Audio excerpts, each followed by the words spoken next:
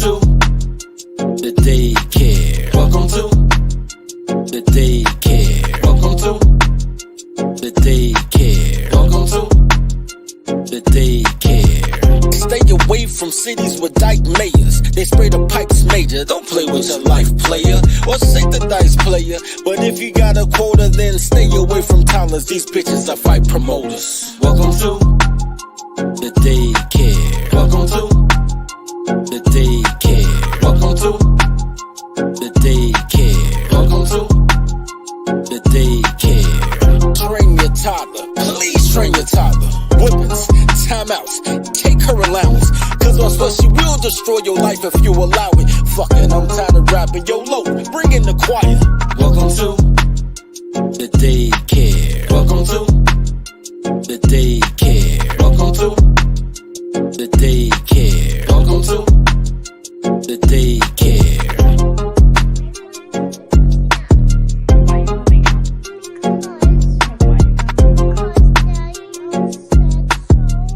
Why did Daddy say so? Because we were talking about every night, I wanted some boyfriend, so I'm moving out. Okay. Because Daddy told you can't have a boyfriend in his house? So you're moving out? Yes. Welcome to Dirty Folks Daycare. This is your tolerologist, Dirty Folks. So, man, for everybody that's been waiting in the chat for like an hour, man, shout out to y'all, man. Look, y'all the real MVPs. All right, so I'm about to make this as non-clinical as possible. This is about to be the most common sensory podcast, but it's going to be the most helpful, hopefully, because I'm getting old, B. So I got to eat different. I got to move different.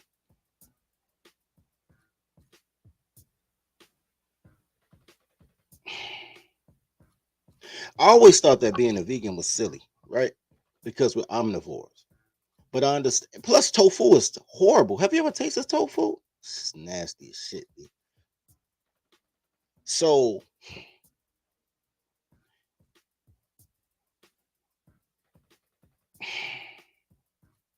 but it was a point in time that I couldn't eat tacos, right? I can now because I use ground turkey. But I remember maybe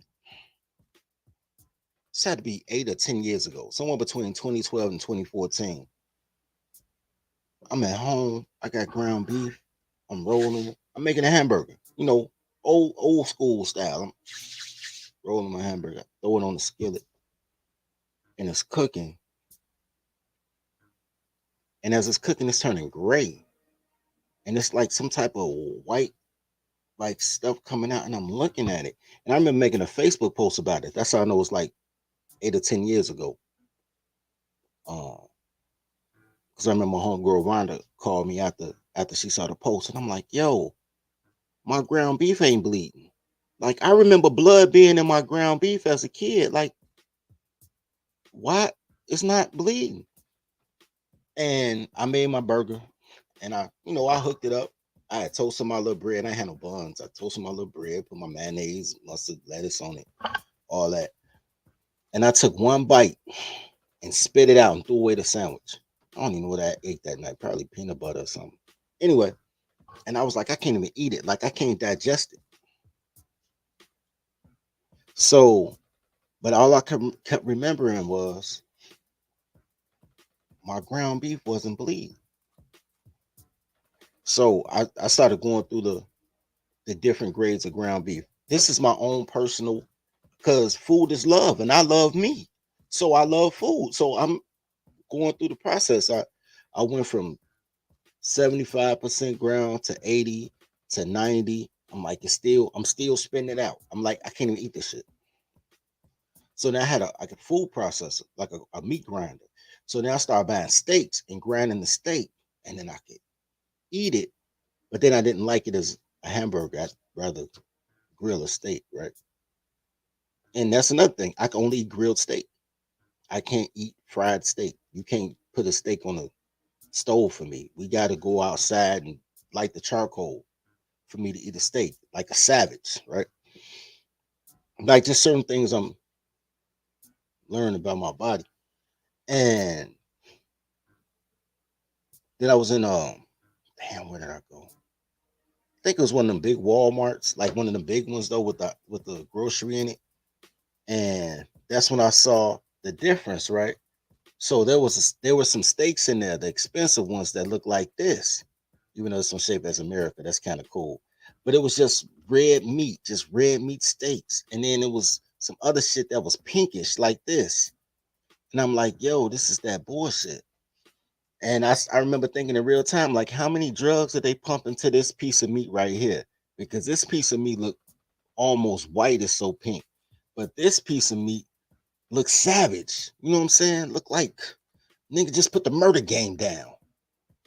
Right?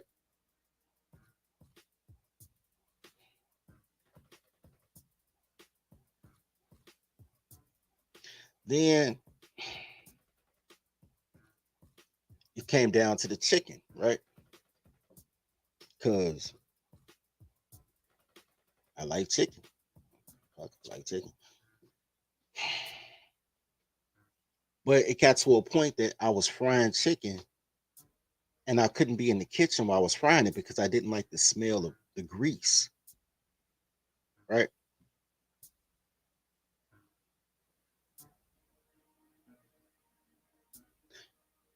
I'm about to tell you one of the ways that I found out how to cook healthy. Yeah, like and sub as y'all come in, man. Like and sub as y'all come in. I'm gonna tell y'all one of the ways that I learned how to cook healthy. By being a racist, B, I was being racist and a motherfucker and found out how to eat right. So this is what had happened. Right? Um, hold on. Let me put this coming up. You know what? It wasn't Doug, but it was the thread with Doug in it, the comment section, because I mentioned that I don't eat meat, but I eat chicken. And somebody they started making a comment thread on that Doug video that was about nutrition. I was like, yo, I'm gonna talk about it. So I'm talking about it as a courtesy to the chat. I don't remember who said it. Maybe I should find it. Let me see.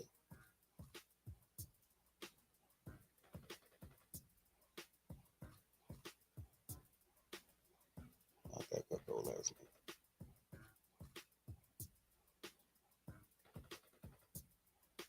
Builder Trash. Shout out to Builder Trash for inspiring. Anyway, so what ended up happening was me being racist, right? Let me rewind. Before I was racist, I was a slut, right? I'm a virgin now. I'm a born again virgin like these bitches be. But before that, I was a slut. So I was sleeping with girls of different ethnicities, and every girl's vagina smells different, right? Ain't none of these bitches totally clean. It's a handful of girls that smell like water, but most of them, your body smells like your diet, right? So I remember going to this girl house, the Mexican girl, went to her crib, bro. And I remember, long story short, she opened her legs and it smelled like paprika. Like a pussy smelled like tacos, B. No cap. But strong tacos though, like pure paprika. Like I ain't even eat pussy. I was like, I like eating tacos, but this is that Lowry seasoning. This ain't the season I use. This is some other shit. Anyway, and so I made a Facebook post once again many years ago. Now we're going around the same time in which I'm getting sick, smelling fried chicken. Like I could eat fried chicken, but I couldn't smell it cooking. And I remember I made a post one day. I was being racist and kind of sluttish, and I was like, "Yo, ever smell like curry powder? Like when y'all go in those gas stations, whatever, it smell like curry powder, dude. Like ever smell like curry powder? Mexicans smell like paprika. White people smell like wet dogs. Asians smell like soy sauce and fucking like soy sauce mixed with ginger. Like when y'all go in those Chinese restaurants, you know, they all smell exactly alike. All the motherfuckers smell like some type of fucking uh soybean or some shit, right? And I was like, yo, what do black people smell like? Nickel. When I tell you the comment section went up with white people, I didn't even know I had that many white friends on social media, bro. Yeah, they could smell like MSG, Randolph. They could smell like MSG. But I was like, yo, what do black people smell? White, every white person in the comments, bro. Y'all smell like cooking oil. Y'all smell like grease. Y'all smell like fried chicken. I'm like, damn. So basically, what they're saying is that black people eat a lot of fried foods. And I wasn't even mad at them. I'm like, yo, that make a lot of sense. Right. And I know that I was getting sick at smelling the grease that I was cooking with. So I can imagine what other racists think you smell like when you next to them. Because you don't smell you. You know what I'm saying? But other motherfuckers smelling you, right? Shout out to Distinctive. Exactly right, bro. You are what you eat. So on at that time, I switched up my whole oil game because I had always been taught to recycle your oil, right? But then I realized, and I had to start watching how people recycle their oil because there's no issue with recycling your oil, but it is an issue when people don't care about their body, right? So, for instance, people were bringing me shit that I don't use, but they were trying to replace what I do use. I give you an example. I pull something out. When I cook with oil, I use specific oils, and I have a couple of them right here. I have a few of them right here.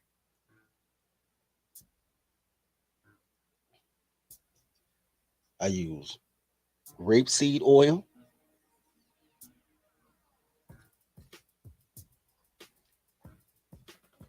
and I use virgin olive oil. And if I'm frying some in the pan, you know how like motherfuckers use Pam or all that spray start shit or butter or whatever. I don't use that. I use coconut oil. So I had different oils for different things, right? Because when I was a kid, I haven't honestly, I haven't eaten pork since X Clan was hot. But when I was a kid, my mom used to make my well, that would be a misnomer to say my mom cooked. My dad used to make bacon in the morning. So they would throw the bacon grease in um the little jar, the little jar. Then they used to take the Crisco that came in a jar that's kind of looked like the coconut oil, but it was like hard Crisco. You had to use a spoon and put it in. They'll cook with that and they'll pour that in the recycled jar.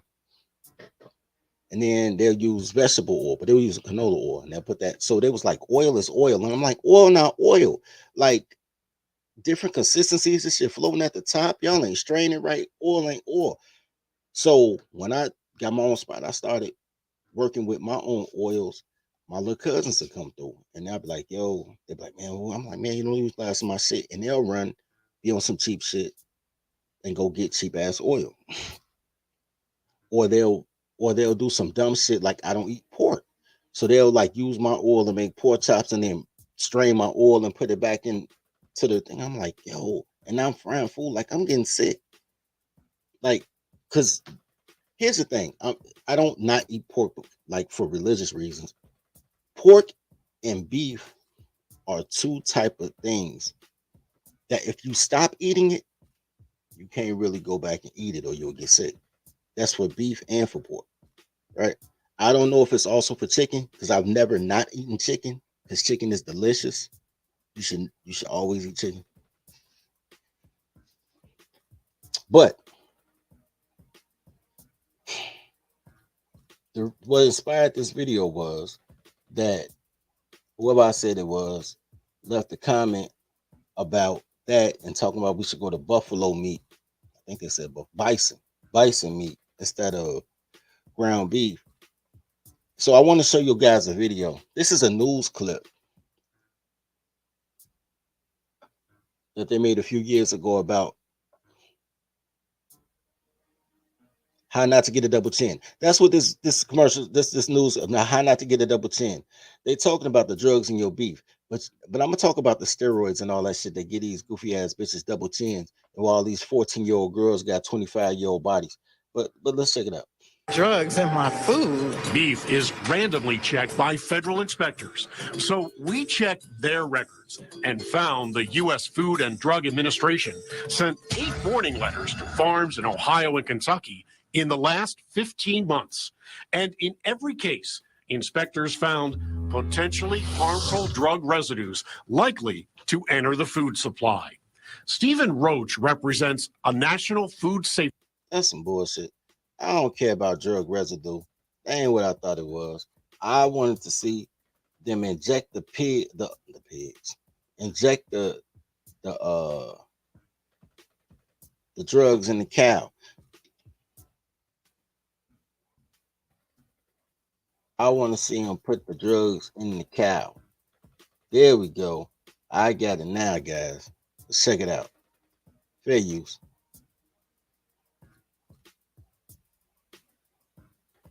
Pain relief improves calf welfare during and after disbudding and makes it easier and safer for the operators.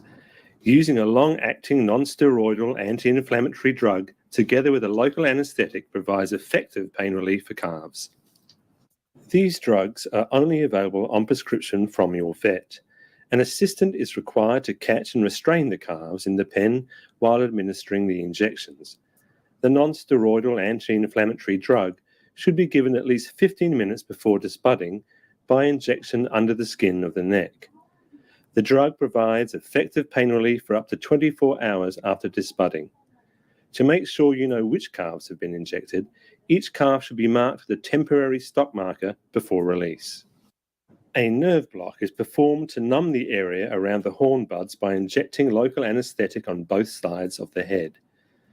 Calves should be disbudded between 5 and 30 minutes after administration of the local anesthetic.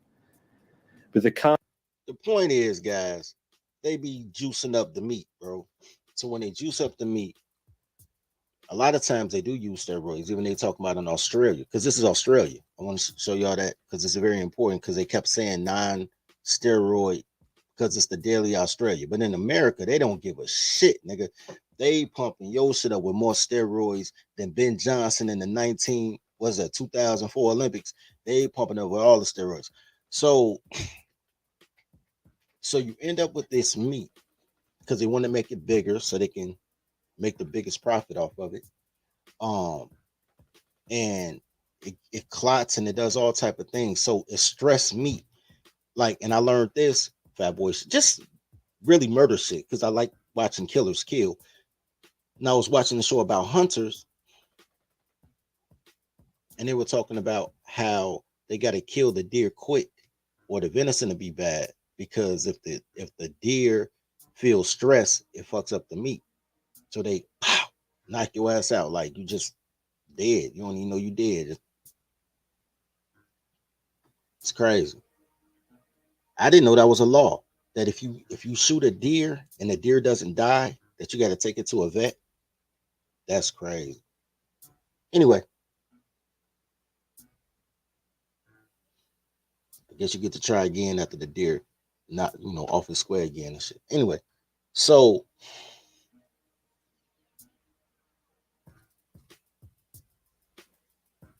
that's how they treat your meat, right? That's how they treat your steaks. Probably your pigs. All right. This is not a quick TED Talk. Not at all. It's a rather long TED Talk, so I'm not going to play the whole thing. But this is what they're doing to your veggies. Let's look into the veggies. So I'm showing this because all you guys be like, yo, meat bad, and become a vegan or a vegetarian. You ain't ducking it, B. Fungal disease that rapidly infested this staple crop.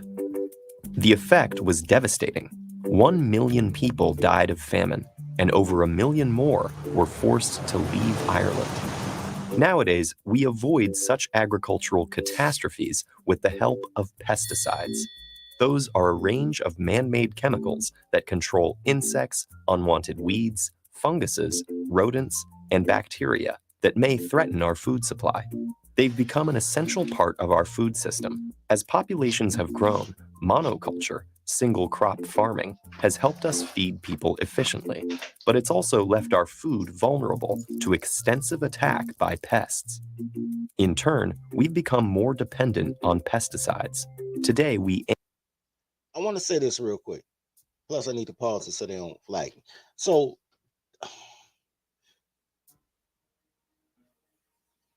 there's no problem putting pesticides on your food, just not in your food. One of the biggest things that I've noticed. Let me say this real quick. One of the biggest things I've noticed from being amongst the quiches is quiches aren't very clean, yo. They're just not clean people because they lazy and they skip steps. So they don't really rinse their food off properly. They very rarely boil things. I don't know what it is about them in pots. They don't really boil things unless they're making that little Alfredo shit. They don't really boil shit. So how many girls do you know that make greens from scratch? That pick the greens, wash the greens, soak the greens, soak them, supposed to soak them, then cook the greens, right? Put them in a pot in a steamer and let them steam for a couple of hours. How many do you know do that, right? A lot of them just put a quick rinse on that bitch, throw them in a pot, and now you have a soup of pesticides on your greens that you can't tell because these goofy bitches, they still believe in pork, so they putting ham hocks and fucking pig necks and all type of shit. So you don't know that gel that's congealing on the top. I think that's nasty too. That's why I eat pork. But all those things are just unhealthy things, bro. I think a huge issue with health. I'm not talking obesity. I'm talking just health. Is said bacteria. Hold on, this was kind of funny though. Bacterial brunches. You ain't lying, Tola. A huge problem is the way that you prepare your food, what you cook your food with, what you cook your food in, how you prepare your food. I think that's a huge part of it. Like I'm an avid cooker. I cook, B. And it's mostly guys in the chat. Y'all probably cook. So food is love. So you prepare your food how you want your food prepared. But when I look at these, bro, I went to Texas, nigga. Bro, I went to Texas. Nigga, it was boys 6'6", 250. Freshman year of high school. I'm like, what the fuck? I'm like, I know everything. They say everything big in Texas, but these motherfucking kids was huge. I'm like, what the fuck is in the milk? Y'all ain't never said that. Y'all ain't never seen these little girls thick as shit sophomore year of high school, and they look like grown women from the neck down, but they face you like, oh, she young, and you thinking like, what they putting in the milk?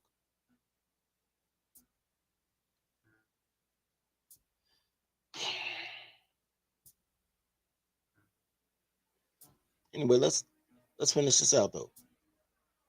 annually shower over 5 billion pounds of pesticides across the earth to control these unwanted visitors.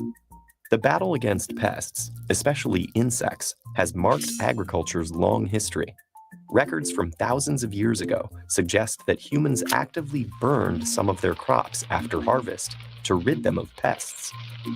There's even evidence from ancient times that we recruited other insects to help. In 300 AD, Chinese farmers specially bred ferocious predatory ants in orange orchards to protect the trees from other bugs. Pause. Bro, that's kind of gangster though. An army of ants. That's really an army. Advance. That's kind of gangster though. I ain't gonna front. Later, as large-scale farming spread, we began sprinkling arsenic, lead, and copper treatments on crops. But these were incredibly toxic to humans as well. You think? As our demand for more, safer produce increased, so did the need for effective chemicals that could control pests on a grander scale. This ushered in the era of chemical pesticides. In 1948, a Swiss chemist named Paul Hermann Müller was awarded a Nobel Prize for his discovery of dichlorodiphenyltrichloroethane, also known as DDT. This new molecule had unparalleled power to control many insect species until the 1950s, when insects became resistant to it.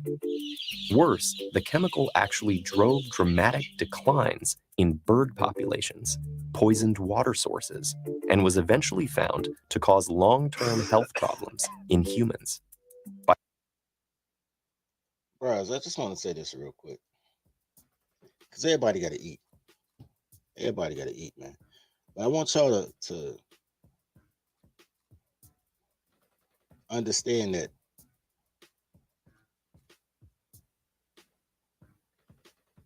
the way that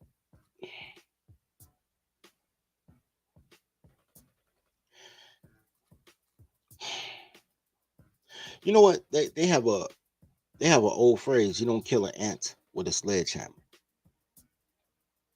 but you can kill an ant with a sledgehammer. What they're just saying is you're overdoing it by using a sledgehammer to kill an ant. But that same sledgehammer could bust your head wide open, right? So on the reverse of that would be Chinese water torture, where one drop of water doesn't hurt you, but constant drops of water on the same spot can go through your skull. Pesticides was like Chinese water torture. And even when because if it can kill an insect is an organic creature. You're an organic creature. We all 90% water.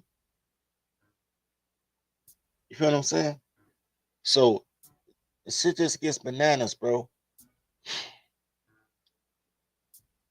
I'm gonna open up the chat and let y'all say y'all piece, man.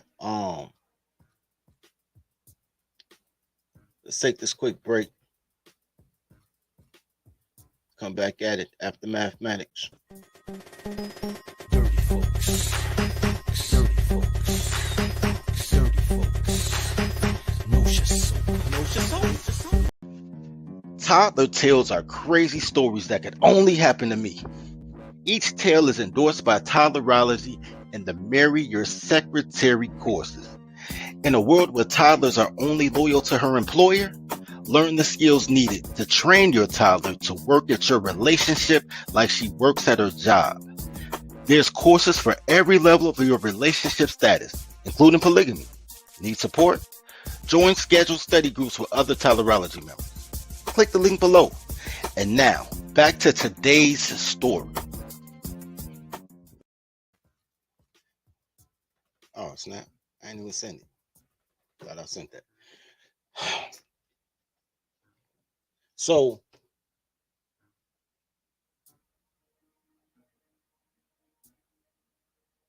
another thing about the oils, though,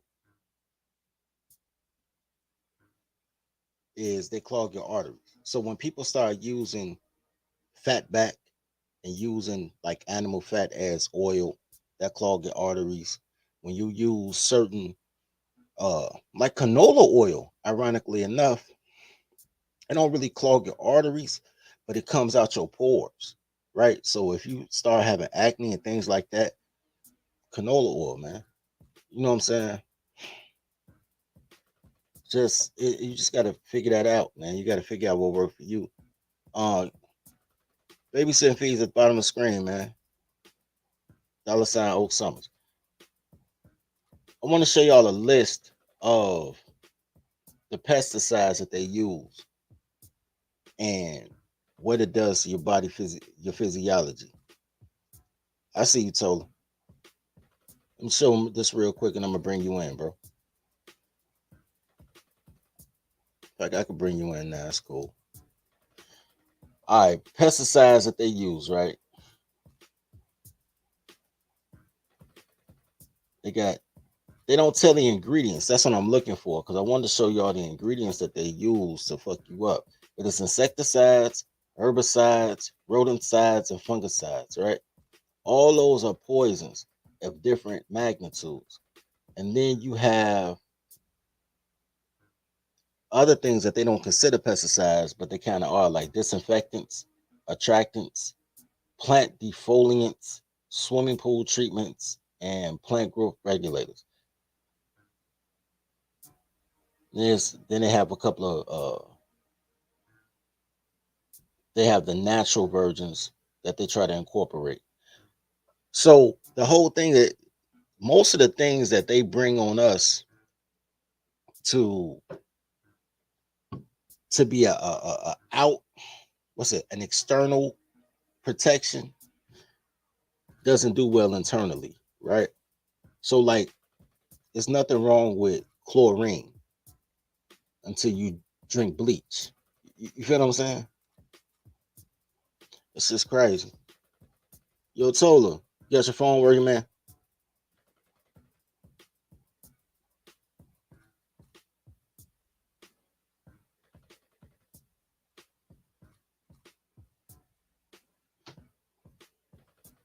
Telephone trash.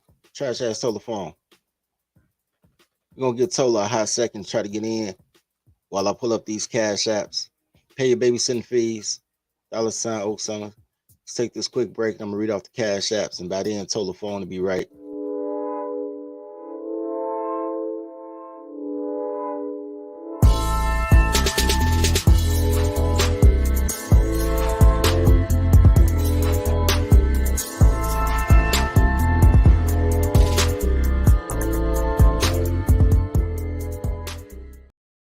Make sure y'all send y'all 1 minute clips in. You know what I'm saying? Like I said, I got a couple this week. We're gonna do the drawing. I'm gonna get better at this. I'm gonna get better at doing the drawings on Sundays. I want to give a shout out to XL Pro for the $5 cash app. And a shout out to Zone for the $2 cash app.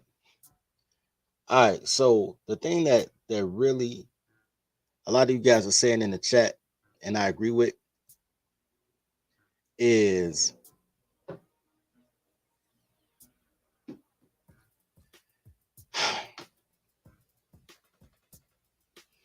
the soil quality, right?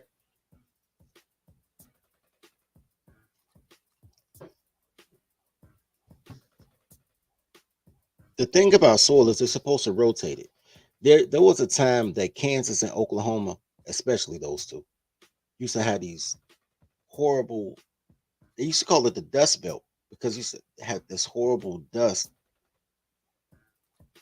Totally turn your Wi-Fi, bro. Anyway, oh, you probably driving though. You probably can't use Wi-Fi.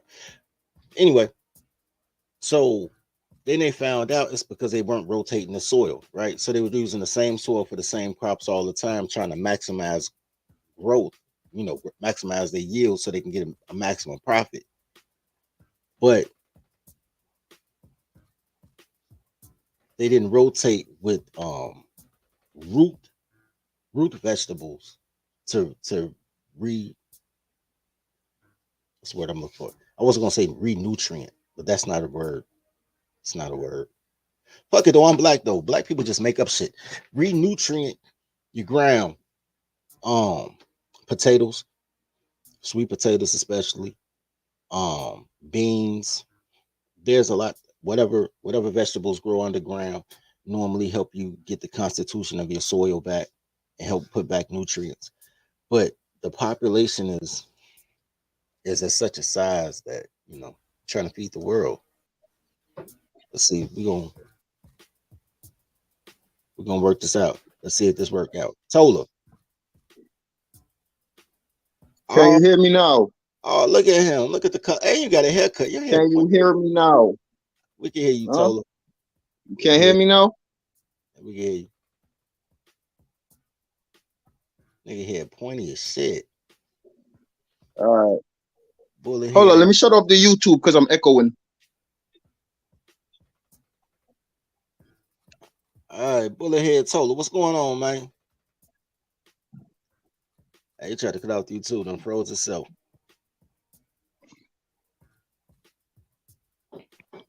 That's what All I right, do. is this better? You bought a Metro phone, my G?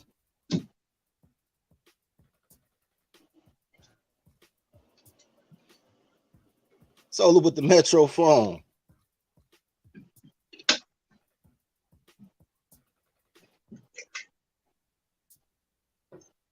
Yo, can you hear me? Yeah, nigga, this ain't no Usher video, nigga. Say what you gonna say.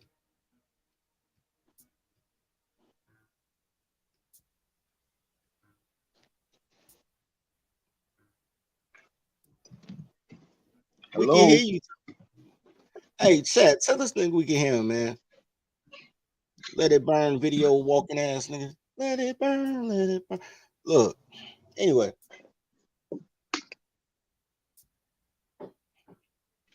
That nigga got Walmart Wi-Fi. Sectional gang.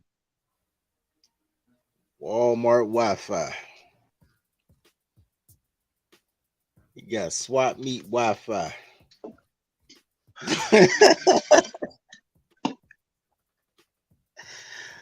They roast you, B. They roasted you.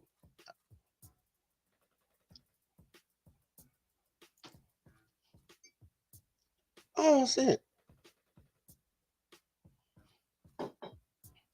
See, boys and girls, this is why you pay that extra $10 for that upgrade. Don't let them sell you that $79 phone. You get the $89 phone. Then you get a earpiece and a mouthpiece, nigga. We heard you. You couldn't hear me. Nigga, something wrong with your earpiece. You know what I'm saying? You got a CB phone, nigga. You got a hello. That's how you gotta do it, bro. You be in that mobile. Hey, what's going Then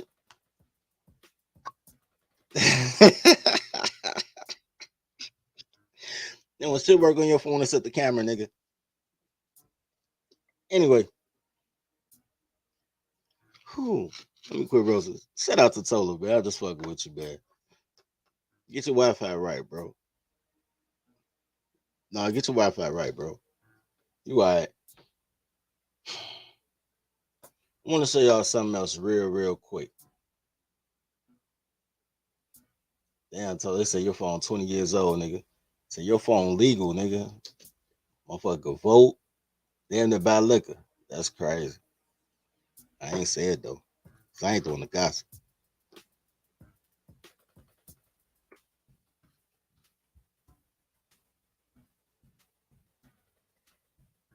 Show y'all this real quick.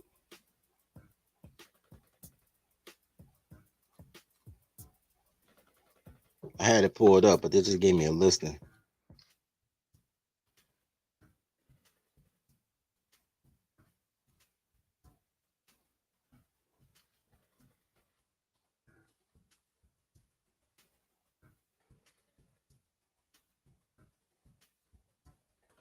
I want to give you guys an example because I got a couple of friends that do this. Somebody been, whoo, and I'm gonna give a shout out to the Mexicans because the Mexicans do this too. I can't even front like they don't. This is about the Amish though. This is an Amish farmers market, but the Mexicans do this in Chicago all the time too, where they come out there and they have homegrown vegetables and fruits, and people come through and grab it. Hold on, which reminds me of something else. Let me say this real quick. Matter of fact, I could let this play while I talk my talk. I can let this play while I talk my talk. Look, so one of the things you got to understand too is if you want to eat fresh, you can't eat cheap, right? So those some nice looking tomatoes. So they only take cash in these spots because these spots is in the middle of nowhere, and I don't know nobody that got a portable EBT machine. So you got to cash out to get this shit. So when you're poor, being poor costs more. Now you got your little EBT card, so you can go and get all that pesticide stuff from the grocery store, or you can go to what in Chicago is called Pete's Fruit Market, but there's other places like Trader Joe's. And I think Trader Joe's is too big to be natural, to be honest with you. But yeah, or you can grab these fresh stud muffins from the farmer's market. What's going on, Money Making Mitch? Oh, nothing too much, Tribal Warlord. I'm just enjoying the podcast, and like you say, when it gets too big, it changes it changes it. And I know one of my friends, I think he's one of your friends too, but Joshua, he grows plants, and he was just saying in general, the bigger the operation, the more difficult it is to keep it quality. Once the quantity goes up, naturally you sacrifice quality a little bit, so it's difficult to have great quality with high quantity. So I just feel called or motivated, inspired to try to eat more food that I produce. Eat more eggs that I make or whatever that my chickens make. Eat more chicken that I grew myself and took care of. Because you know, people don't know how to treat animals. They don't care, and so I don't trust these people uh, to with my food. So I love this podcast, and it's a great message. It's a little bit different than what you usually put out, but it's good common sense stuff that whether you're a doctorate or a doctor or a toddler, you can understand what you're talking about. So I appreciate you. Man, it's nothing, man. If I don't do nothing, I eat, bro. Let Elijah tell it. All I do is eat jerk chicken. But I do like jerk chicken because I could bake it. Either bake it or grill it. Because I don't really fry foods like that much. That's what the guy who invented rap was making. He was eating jerk chicken as he started beatboxing and stuff. I know, right? That's how you got the hip to the hop. It was so hot. Yeah, exactly. It was actually hip hot. Like, oh, it's so hot. Spicy chicken type thing. I want to say this too, real quick. Like and sub as y'all come in, man. I want to say this too, real quick, because niggas keep talking about putting nutrients in the ground and all that cool shit. But here's the thing with that. When I was taught as a young lad is here's a problem. The best way to have bad soil and to clean your soil naturally, like a natural removing of toxins and things of that nature, is to grow sunflowers. You grow sunflowers for a year, and it cleans your soil so that you can fertilize good soil. Because putting manure on bad soil is like throwing bad money after good money, or good money after bad money, right? Because you're still not going to get the growth you're looking for. The cruciferous vegetables also take out some heavy metals, or at least metals in general. So I think kale, broccoli, cauliflower, they're all metal absorbers, and sometimes they can absorb too much. But I think that's part of the reason why some of those some guys have a problem with broccoli, because they do extract metals pretty well. Hold on, though. You should have seen that. Hold on, let me go back. Right before that. Hey, I went too far back. I'm gonna let it play out. Okay, here's the thing with that. Then you have to create, because everything is, you have to be able to monetize everything, right? So then you have to create a need for the antitoxin foods, right? So you'll have to make cauliflower cool, which it'll never be cool. You'll have to make sunflower recipes cool. Sunflower seeds are already cool. Girls love sunflower seeds. But you'll have to be able to maximize the entire sunflower. Now, be honest with you, that kind of works for me because the sunflower is also a phenomenal ingredient to put in organic products like hygiene products, because it's not really, you don't really eat it, but you have to repurpose everything that you use in order to do so. So, yeah. So, it just becomes a, you don't want to make the soil right, but then you have all this bio waste because you still got to get rid of the sunflowers or the cauliflower, or whatever. I ain't eat no cauliflower. I ain't gonna lie to you. You know what I'm saying? Tried it, didn't like it. I'm straight. Put some paprika on it. Now peanuts work because you can have, but a lot of people have peanut allergies though. But yeah, anyway, but you'll figure it out.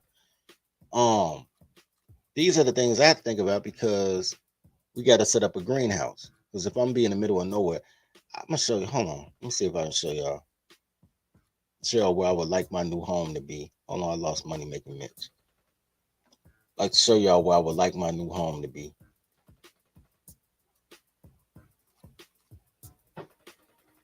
Um,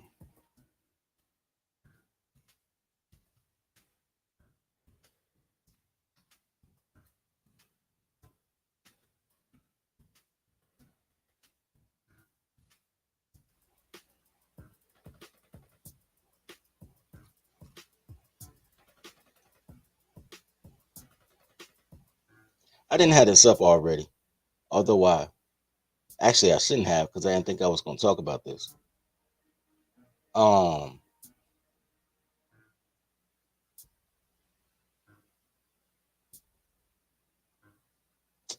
Stupid ass. You know what's weird about life? They'll they'll let you know everything they want you to know. Motherfuckers got me fucked up, and I can get that shit way cheaper than that. They could suck a dick. They crazy shit.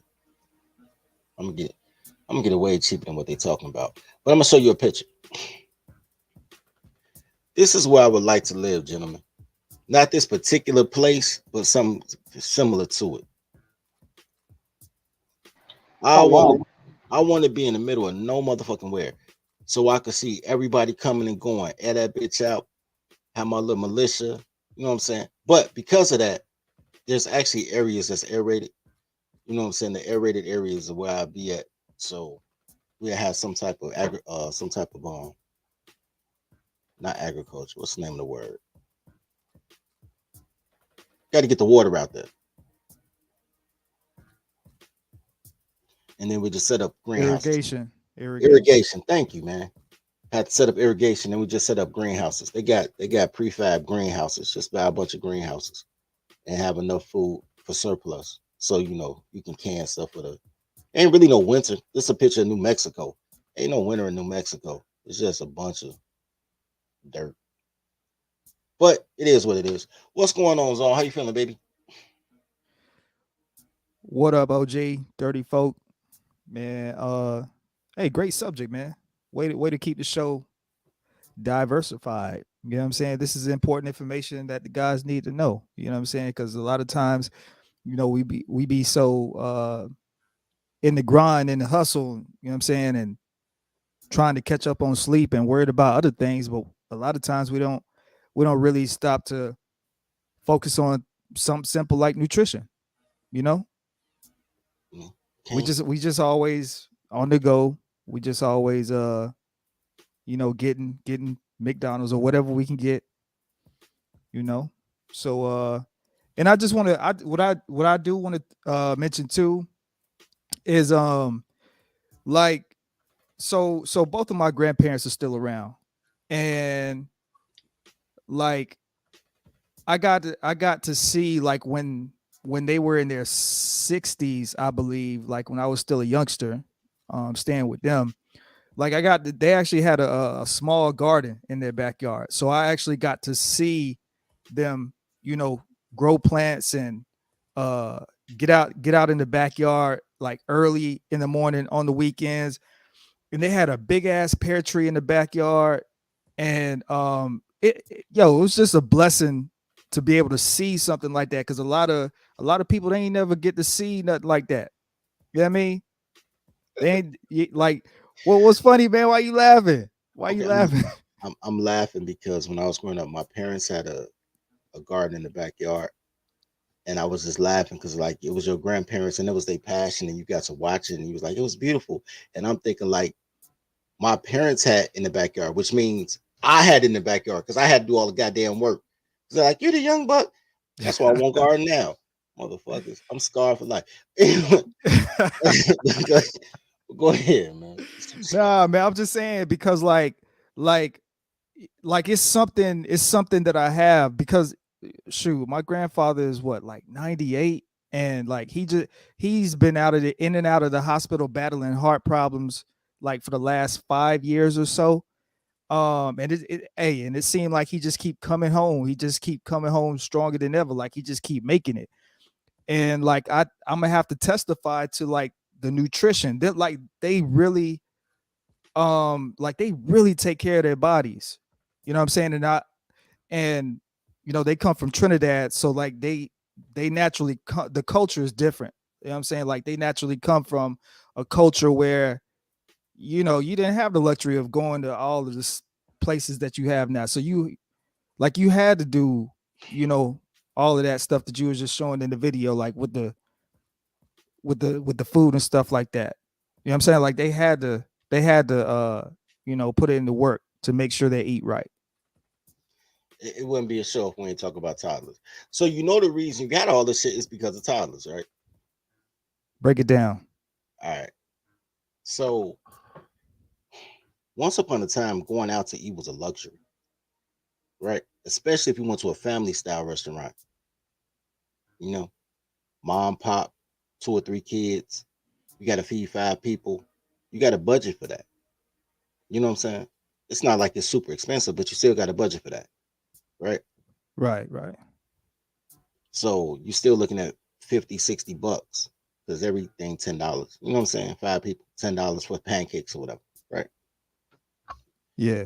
So the quality of having a toddler in the home was, this is what women are supposed to do. Women are not supposed to love you, right?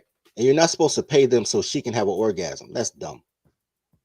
Women are, anybody you around is supposed to make you money, save you money, or save you time, right? Right. Because if she saves you money, that's money you can put towards something else for a better lifestyle, right? If she's trained. But I just went through the whole generational curse thing yesterday. I'm not going to go there. But when women knew how to cook, it's a lot cheaper to buy 20 chicken wings. It's really cheaper to buy 2 whole chickens. You can get a whole chicken for like $6. Right. It's cheaper to buy 2 whole chickens and let the kids argue who get the chicken legs than it is to buy a bucket of chicken for $36 from Popeyes. And I'm being lowballing saying $36 because Popeyes is expensive as fuck. Facts. You know what I'm saying? So you're feeding yourself and you're feeding more people if a person can cook. Right? I put them up now. But if I pull out a bottle of olive oil, I can fry all day with a bottle of olive oil. You know what I'm saying? Right. But if I go out and buy fried foods every day, it gets expensive because you're also paying for labor, you're paying for their maintenance, you're paying the salary of the worker, all that every time you buy something. So cooking is an essential thing. How it's toddlers' fault is when toddlers decided that they wanted to be more man than men. Everything that a wife does got broken down to 30 different categories. Okay. So childcare, right? So you have nursing, then you have babysitting, then you have childcare, then you have pre-K. All 4 of those things are wife duties. Then you have fast food restaurants because everybody got to eat. That's why fast food restaurants were open during the pandemic and they were called essential workers because they knew these bitches can't feed themselves. These chicks can't make ramen noodles. I've seen it in real life. Right? True. Facts. You know what I'm saying? Cleaners popped up. All these things, all these ancillary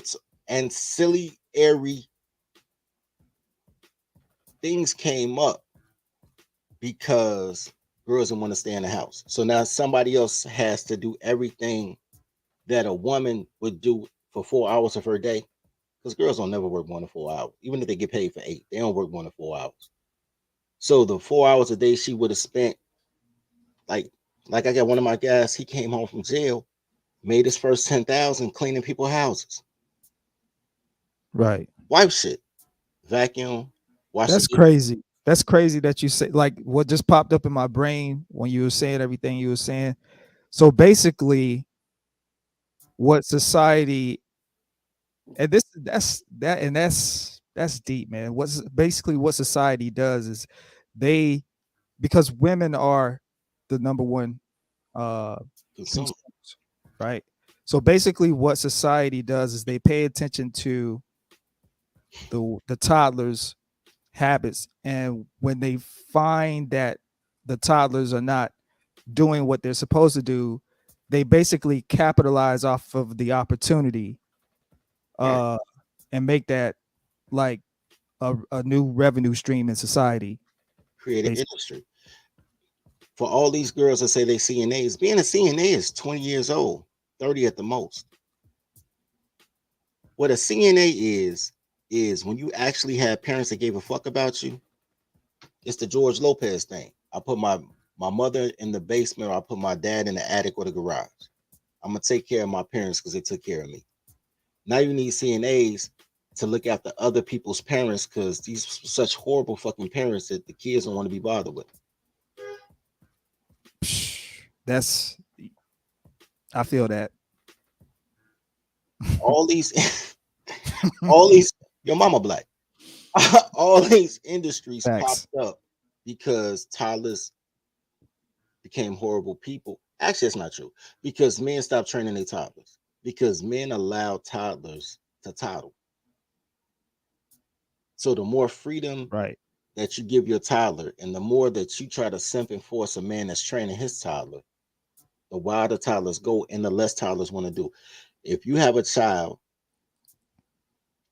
your child doesn't want to do anything. You know what I'm saying? At 4 years old, all they want to do is have fun, play with their toys. But they don't want to clean their room. They want to play with the toys and not clean their room. Right. The ways of the toddler. What's going on, Mr. Goodbread? Salute, Dirty. What's going on, brother? Man, just sitting here, man, talking about how to eat to live. I hear you, man. You talk, man. You always put it right, man. You just said something that was key, man. Because I just did a video on that shit too, man. Word about the about how the toddlers, how they look to the how they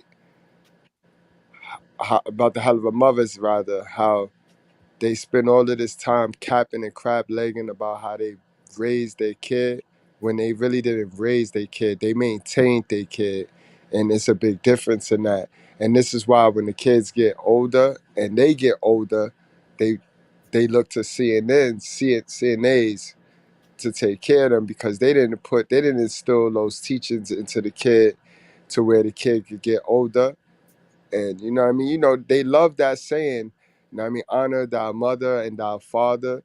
But they forget the back end of that, you know what I mean? Because they was supposed to instill some things in us that'll make it to where when we get older and go off in life, we'll be able to you know what I mean, build and inherit some lands. But this is why you're right, bro. This is why they stuck in, this is why those homes, old homes is filled with mothers, bro. You know what I mean? Shit, the way my mom's acting right now, her ass gonna be right up in there with the rest of them. No cap. My mom's is so hell of a. She's the type that think that's how she's supposed to go. She's so herd mindset. She probably would be mad that I don't put her in there. Like one of those. That's how hell of a my mom's is, bro. Like, and addicted to the story and addicted to the fucking and like and addicted to the storyline. You know what I mean? They're all living in the movie, bro. This is not a movie. This is a game, guys. You got to see life as a game, not as a movie, bro. You know what I mean? You are always responsible for the next level, for you leveling up. You're always responsible for the next step. It's nothing pre-planned, pre-written. You know what I mean? That's victim mindset shit. You know what I mean? I agree with Yeah. you. I agree with you. When I become a tribal warlord, it's not even an if at this point, it's a win. When I become a tribal warlord, man, I'm gonna show you guys here, because here's the thing. Toddlers need a logo to do what they're supposed to do. Right? Worst thing that ever happened to a woman is women started listening to women. With clothes on. It's crazy. But one of the funniest things, and I think I said this on your show earlier, one of the funniest things I ever think about is everything that women say they're not going to do that they do for their employer, right? So you got a chick that work at KFC, but their kid's hungry at home. So like, nigga, I just came home from work. I don't feel like cooking. Did you just cook for 8 hours? Facts. Or stood in front of at the register while somebody else cooked for 8 hours? That's right. But you don't have no food. right? Okay, Yo, cool. Dirty, you right. You know what's crazy? You know what's crazy about that? When you go house shopping, when some of you guys, when you went house shopping, when you went to go buy a house, when you was playing the fairy tale, right? And you got you and your girl. If that kitchen not dope, right? These chicks don't want to be in the kitchen, but if that kitchen not dope, it don't matter how the rest of the house look. You're not gonna purchase that house. So that just go to show you how ass backwards these toddlers think. You know what I mean? And not only that, just to eloquate this point, if you want a girl who will hug you when you come home, listen to you, actually listen to how your day going, not just ask how your day going so they can wait to talk and tell you how they went. Actually listen to how your day going, hug you when you walk in the door, bring your bath water, feed you in bed. If you want a girl like that, she'll say it's so precious. What type of nigga is you? She ain't your slave, right? Tell me I just didn't describe what a CNA does. Man, listen, so I just got done talking about my grandparents, right? So my grandparents, they actually live in, I mean, they still have their own house, but you know, when you get a certain age, you can't really stay alone. So they live actually with my aunt and uncle, right? And my auntie is the one that's actually taking care of both of them. But when you talk about training toddlers, like I'm just realizing, well, I've been known this, but the more and more you get more descriptive about like the training toddlers thing, like my auntie that's taking care of my grandparents, she never had a job her whole like the whole entire time that I've been alive. Now before me, I don't know, but that really makes sense because her and my uncle, they have 3 children together, and all my aunt did was take care of the babies. That's all she did. And now she's taking care of my grandparents. So that means that she had to be, that means that my uncle basically trained her to do that. Yep. She ain't never had a job. I never heard her talk back to him. I never seen it. Never. Not once. Yo, John Connor, I got a vacuum sealer too. I gotta find it, man. I forgot all about that motherfucker, bro. That bitch like came from the 1970s though, but I got one somewhere. So I'm gonna figure that out. And my auntie, and with that being said, she's not a hell of a mom. I have a friend of mine that runs a restaurant. They told me one day, they said, have I ever eaten real bread? I'm like, what's real bread? She's like, man, out the bread maker. Oh shit, Dirty. Hold on, Dirty. I gotta send you something. Check your messenger and then play this. I need you to break this down, Dirty. Talking about toddlers, man. I had to send you this shit, son. This shit funny, son. This shit funny, boy. Hold on. Let me send that to you right now, boy. Oh yeah. Found this shit. 1 second. Give me 1 second though. It's gonna take me a little minute. I didn't mean to cut y'all off like that. All right, that's cool. Nah, you good. So I'm still waiting for this real bread though. She said she was gonna make me some, but I haven't gone by the restaurant to get it. But she said when you have real bread only lasts for 3 days. So you gotta eat it immediately. She's like the shit you eat in the stores, it's like this trash. So I asked her if it tasted like Italian, not Italian pizza, Olive Garden bread. She said it's better than that. So I'm looking forward to it because the only breads that I've seen is Olive Garden and Subway. So I want to see what that bread basket maker look like. Oh man, my grandma used to make some of the best bread, man. Psh. Mm. I used to go to this before she told me that. They just swap ramen up. That's what the fuck they doing. They just have to swap meat. Yo, now I'm mad at this video. Fuck this video. So I've been to the swap meet. I've been to the swap meet probably 3 times in the last 2 months. And every time I go, they don't have shit that I want except hats. I be getting my hats up there. But I don't be going up there for hats. I just be there like, oh shit, they got a new color. But they don't know about shit. Every time I go to the swap meet, fuck the swap meet. Goddamn Mexican. Dirty, yo, check your own messenger, man. Explain this shit to me, man. Being that we on the topic of, Tyler's older hell of a mothers and their destination, and you know what I mean, their final end game. You know what I mean? This is gonna be their final end game. And we had to do this at the daycare. This was not even school worthy. This was absolute daycare worthy. You're gonna see exactly what I mean, yo. These fucking mothers, these hell of a mothers they have no sense I of can't even that. see it, bro. I'm not part of the group. Oh shit. All right, hold on. I could pull it up. I could pull it up from right. How Yeah, that work? yeah. I could. See shit. I'll share your screen. Pull it up. I'll share your screen. In fucking incredible, yo.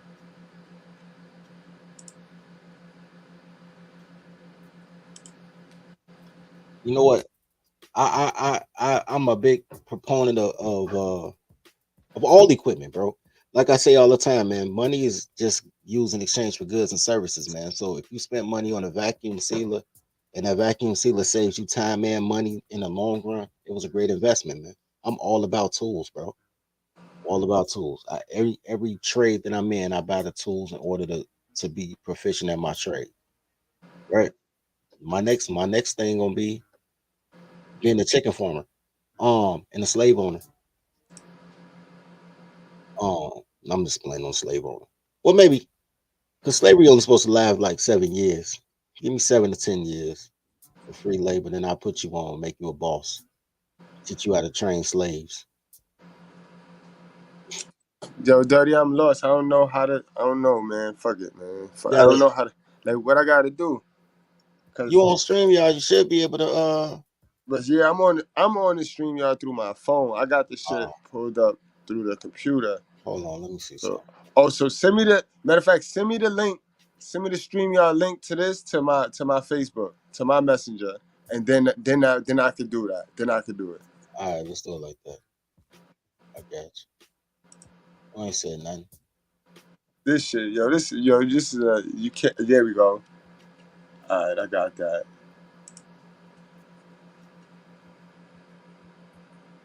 Let me tell you what I do. Distinctive. Distinctive say use the bag, have enough room available. Vacuum won't take away from the marinade. So this is what I do. I don't use a vacuum sealer, but I ain't trying to vacuum seal shit. What I do when I jerk, I take my whole chicken, chop it up, throw all my seasonings in, whatever I'm gonna do. Put a little vinegar in it because the vinegar break down your meat, and then I seal it in like a freezer bag. Put a rubber bag, like fold the freezer bag, put a rubber band over it, and throw it in the fridge for a day or two. Because when you plan your life, you'll be like, damn, I think I'm gonna have a taste for jerk chicken later or tomorrow or something like that. So you can get anywhere between an hour to a day. Or if I jerk it because I thought I wanted jerk chicken, but now I'm eating pizza, I'm like, all right, I'll just leave it for tomorrow. So now it's just, you know, You're gonna have a taste for that jerk chicken. That's how I go. That you might not eat it today, but you might eat it tomorrow, the day after that. That's how I go so I with go. damn near anything. So just marinate it out. So I'm a huge fan of marinades, bro. A huge fan, Hey, marinated, that's what give it the flavor, the taste. and it makes it healthier. Because once you marinate something, you're not gonna fry it. I've never seen nobody Right, marinate nothing and fry it. You're gonna throw it on the grill or throw it in the oven. right. That's true. It's healthy eating. You know what I'm saying? I mean, besides the fact, it's spicy, but aside, Yeah. we living in a generation where kids grew up on hot, flaming hot Cheetos. You know what I'm saying? Oh man, don't. My daughters, man.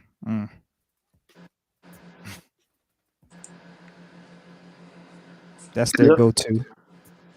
All right. There we go. There we go. So now what I gotta do for this shit? Should be able to share it.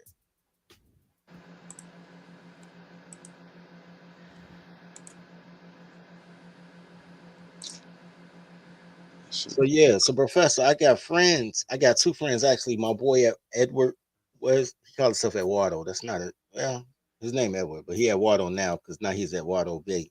Apparently, you got to be a Spaniard to be a Bay. I don't know. Anyway, my boy Eduardo, he does prep meals, and my homegirl does prep meals.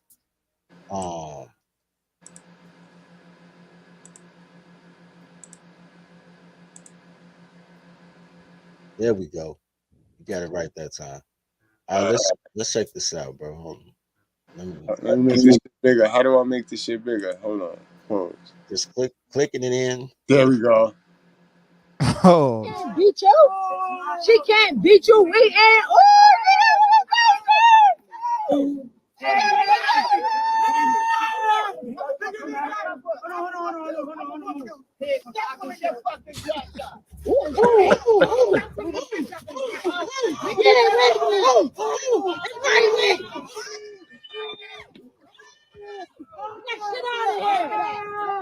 Somebody dick fuck ain't bitch. Fuck off me. I want to. I don't know how to do it.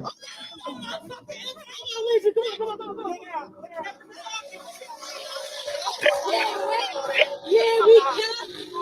We kill. Yeah, we kill. That's right, we made. That's right, we made.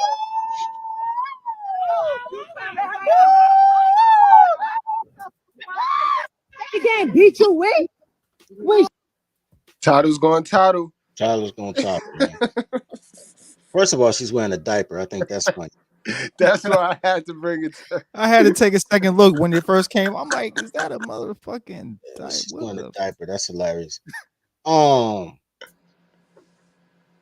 Here's the thing, man. These are the women that raise the daughters that you fucking.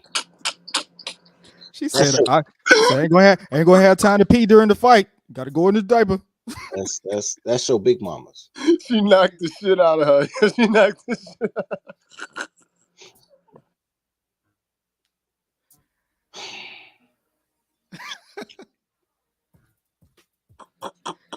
Depends. This is what happens when your toddlers don't have adult supervision, man. Oh my god. But I blame you guys. I'm gonna tell you why. Imagine you're 17 years old and you fall in love with a girl, right? And you want to be with this girl, but you don't have no money. You're 17 years old, right? And you decide to go to the service so you can get a couple of dollars so you can earn some money to marry your lady. Come home at 21. Y'all get married. Y'all have a family. You get a job at the steel mill. You work there for 22 years. Now you're 40-something years old. You don't take care of your kids. Your kids are having kids. You get your pension from the steel mill. You find another job. Probably a greeter at Walmart or something. Because, you got to need that little extra money because you got to get them his and hers Buicks. I don't know why they always get Buicks. But you got to get that his and hers Buick. Now you're in your late 50s, early 60s. You got grandkids coming to the house, and they said, we're going to Granny house. Granny ain't never paid a goddamn bill.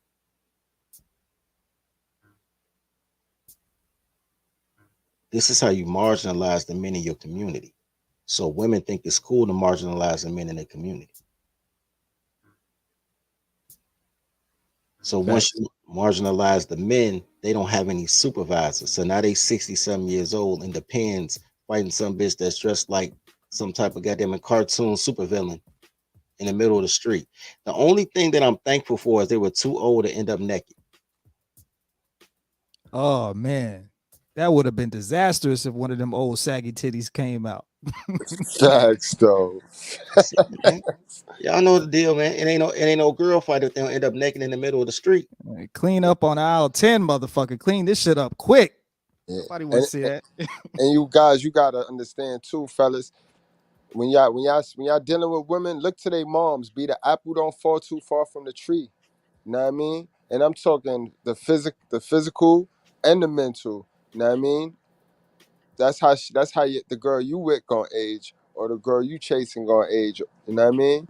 So I'm Mr. Goodbread. I'm gonna have to rebuke you, man, because now that saggy shit is in my head, man.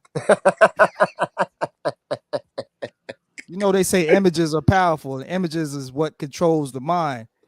You got that saggy chocolate tapioca shit in my head, man. Yo, I had You know, did she have the pamper on though? As soon as I saw that, yo, and you know what's crazy? A woman sent me that. Talk about this, Mr. Goodbread. A woman sent me that, yo. You know why I'm not even tripping on that? Because I know those are the welfare panic, the welfare dependent. I'm just saying they're applying for Social Security. Oh man. Cause you know that's the way it goes, right? You go from Section 8 and food stamps, and your kids get older, so you got to get new tricks. So now you say you crippled and you need SSI, and then they send you the pens. Make sure you don't shit on yourself. She had the so because they know you full of shit. They know these people be full of shit. They make themselves into victims, B. Don't make yourself into no sheep, bro. The wolves will eat you, man. Word, guys. it had them social service ads depends on. Those are the women. Those are the women that get custody of your kids. When your baby mama ain't shit, and she got to raise the baby, and you trying your hardest to get your kid, and they be like, "Who you want the baby to go to?" Like this diaper depends wearing ass bitch right here. That's the bitch that takes your kids so social service, so they don't got to go to the orphanage. I might need, you know what, after this live, I might need to go to the hub because you know what I'm saying? Like, I gotta get that out of my head, man. that shit there, you know what I'm saying? And I don't even really like looking at that kind of, but I'd rather have any image in my head than that shit I just seen right now. Say, go to the hub. I don't blame him though. Yo, I tell you, that shit devastated me, bro. Why you think, yo, son, I just got that shit across my desk like 5 minutes before I joined the live, bro. I said, no, this shit was meant to be. It's meant to go to the daycare. I might have to go to they got a coffee shop right up the street from me where they serve Bikini Bean. That's what it's called. I might have to on my lunch break run and get a coffee or something and just wait and hold up. Not even I'm gonna just hold up the line. I'm gonna just hold up the line just so I can look at the shorties, just so I can get that out my head. I'm gonna just hold it. That's what I'm gonna do. I'm gonna drive up there. About that. Here's my thing. I'm just confused. I'm look. I'm gonna tell you why I'm confused. This is why I'm confused. Man. It's okay. It's all right. Look, because I know we all see things differently, right? So let me tell you how I see this. Right. My first thought was she got that goddamn hair helmet. 2, she got this Knight Rider vest on and shit. And then I'm like, yo, I thought it was like a dress and it just got pulled up. And I'm like, nah, that she came out like that. Like her depends is her undergarment, right? Like that's how she's starting in these And streets. how the right? hell do you start a video like that? Right. Like that's defying the laws of gravity. And in addition to that, though, this is what got me. They too big. So a chick that spent her whole youth not wearing panties at all, when she gets some, they too big. Yo. Yo. Yo, told us that and the kicks don't fit. So you tell me this poverty pussy right there don't want slavery. This all the way messed up, man. Let me tell you something.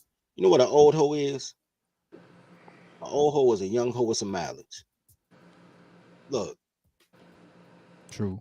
All I'm trying to do is bring some type of form and function, right? And change the laws of y'all mind so I could change the laws of my circumference. Because I refuse to get killed by a nigga over a toddler. So as soon as y'all understand they just goofy bitches and nothing they say but clothes on matters, you'll be better off in life, bro. It's a fact though, guys. Yo, they help meets, man. Niggas be trying to make the help meet the leader and shit. These women are help meets, bro. They practically are our slaves, B. Their order and command, and it was a demand since they ate the apple, since they wanted to put shit in their mouth. They was ordered to be ruled by Adam, bro. So any chick that's not trying to be your slave is letting you know, fuck her, leave her alone, bro. Because all the real ones want to be a slave, y'all. Yeah, no support the daycare, man. Y'all cheap ass bastards. Support the daycare. Hit the like and share. I'm trying to get this Subscribe. goddamn Mayor Secretary app done, man, so I can go to the white people and really get motherfuckers to follow instructions. Cause y'all just colors. Here's the thing about being a color. As I argue with a Mexican on a timeline about Jamaicans. Here's the thing about being a color. You guys don't believe you deserve it. And because you don't believe you deserve it, you don't believe it's possible. That's a fact. Dirty talk. Preach, bro. I'm better than you. I just am. I'm not pretentious about it, but I study harder, I network harder, I invent shit. You know what I'm saying? I try to push the limit all the time. You create.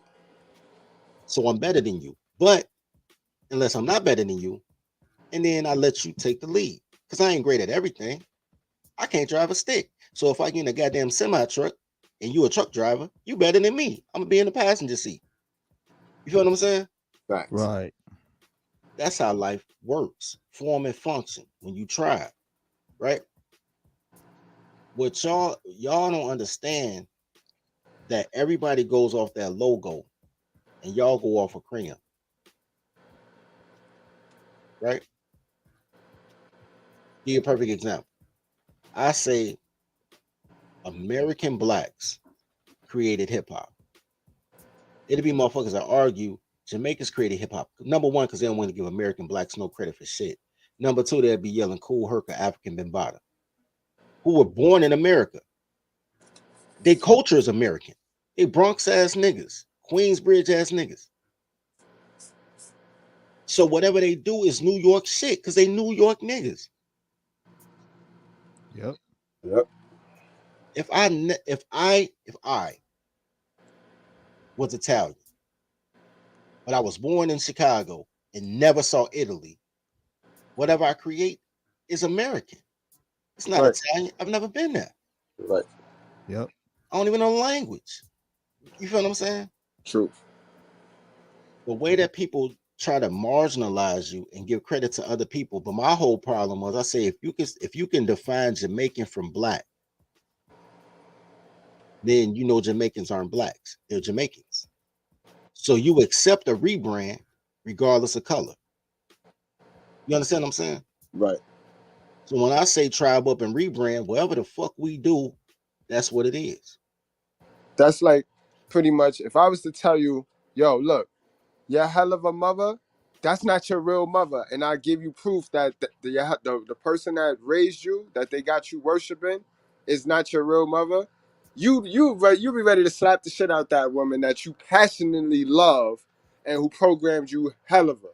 You get that? It's like, you know what I mean? We got to compartmentalize in our mind, guys. We got to understand that they programmed us to think that they could do better for us than we can do for ourselves. And that's false, guys. Believe in yourself, guys. Believe in yourself. You could do it, bro.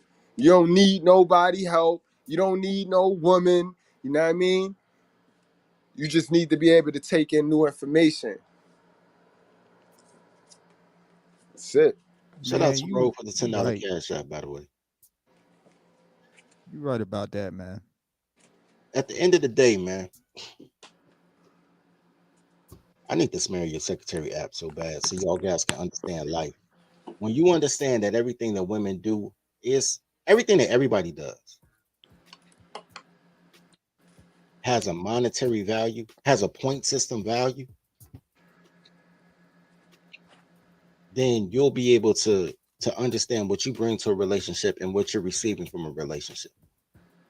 I don't think that nutrition is a lot to ask for out of a relationship. I've never understood how a girl eats every day, but she can't cook. How in the fuck is that possible? Shit, crazy. Right. I mean, I never understood how a chick could say she ain't cooking for no man. A chick with kids that could say she ain't cooking for no man. I never understood that when the kids got to eat too. So fuck, what Yes, they eating gonna eat? chicken nuggets, nigga. Chicken nuggets. This is a true story. I told this story before. I showed y'all the picture last time. That's how I know I told the story before. Went to a girl crib. She invited me to dinner. She said, it's a Tuesday. She's like, come on my crib this Friday. I'm going to cook you dinner. I got to her crib on Friday, nigga. I was so mad. This bitch gave me some microwave chicken fingers. or was it fish sticks? Might have been fish sticks. Nigga, Damn. I was so heated, nigga. I just laid down on a couch and went to sleep. She said she was like, I'm about to take a shower. I'm like, listen, I just sat down and went to sleep. I didn't get the pussy. She was like, nigga, I was just jumping up and down on you naked. I was throwing a leg up, nigga. You ain't never wake up. I was like, bitch, I ain't come here for pussy. I came here for food, bitch. The pussy was a dessert. I ain't had a meal, motherfucker. Like, bro, look, let me tell you something. And that's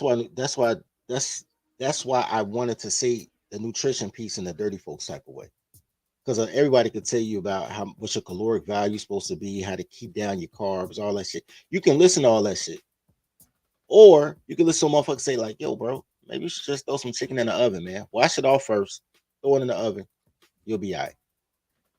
You know what I'm saying? Don't go to certain stores and buy certain shit because it's full. If your meat ain't red, if it's pink, don't buy that shit. Buy the red shit.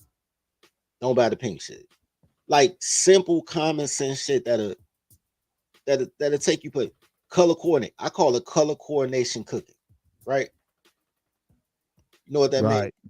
So that means all my meal is just different colors. Like I don't even know the nutritional value of shit, bro. It should be like I'd be like fried chicken brown, greens are green, spaghetti red. You know what I'm saying? That's how I cook, man. Like by color.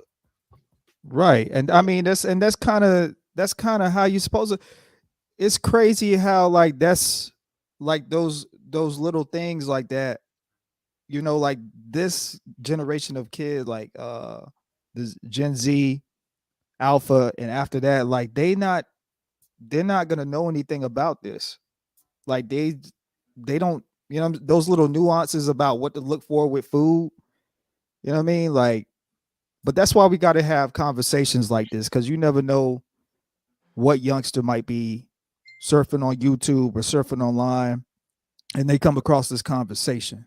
That's a fact, Zone. And it's crazy. Nowadays, they don't even gotta go. They don't gotta leave their house to get their food delivered to them. Everything is by delivery. They don't even gotta put no work in.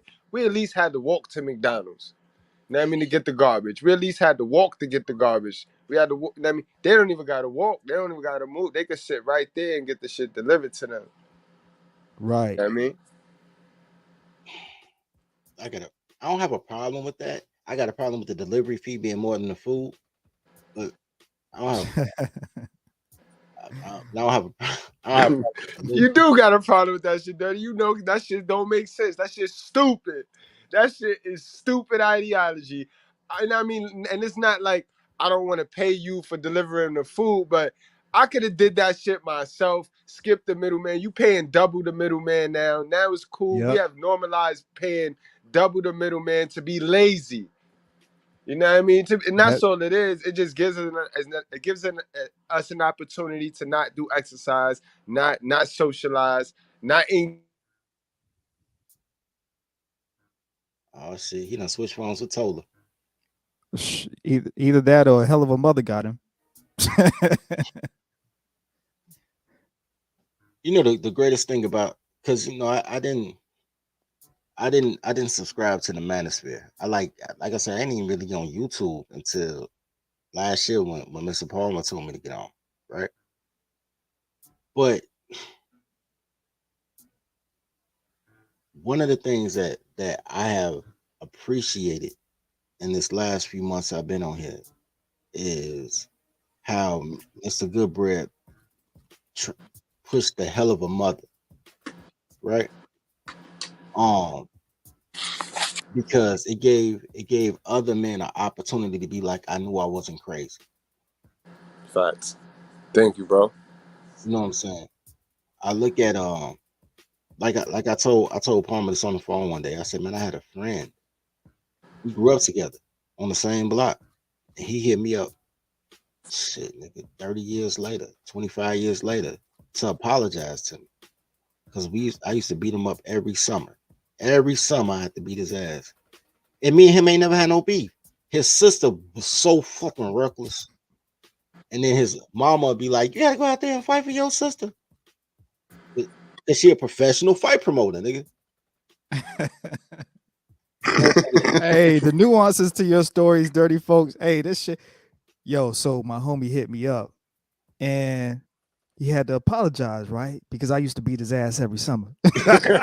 Yo, the hook be crazy though. That's why I say no cap. Oh Like, man.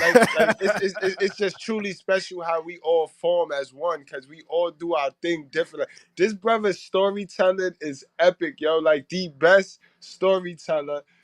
Like he put the shit in a like, yo, bro. Like, what is he gonna say next? He leave you hanging the weight. Like, what the fuck is he gonna say next, bro? But for real, I used to be that every summer, but we ain't had no beef. He hit me up on Facebook Live, was like, man, bro, because now they're older. His dad is dead, so all he got is his mom now. And so all the bullshit that his dad was blocking, and he was getting a lot of bullshit. Like I said, I knew him since he was kids, like G.I. Joes, right? Building a tree house together. Like that was my neighbor. And there weren't that many boys on my block. So that was my friend by default. And then we'll fall out for the rest of the summer because every motherfucking time I turn around, he be in the crib minding his business. And all you hear is his mama yelling, "You better go out there and help your sister." He had to run his ass outside. He always ran the same way. Like he just down the steps like he ready to swing. And I just time his ass. Like every Bam, bam. Like you ain't about to come at me with that hell of a mother rage, nigga. You know what I'm That's saying? our shit, though, B. Guard dogs, bro. What, man? You know what I'm They saying? cat litter guarders, man. And just for their dad to die. And because she used to have him fighting his father. And I'm like, yo, how you fighting your dad? Then you go to sleep in a house that your dad paid for, bro. Like, how you doing that shit? So after his dad died, he got all that hell of a mother energy. And he called me one day because now his mom moved in with his sister.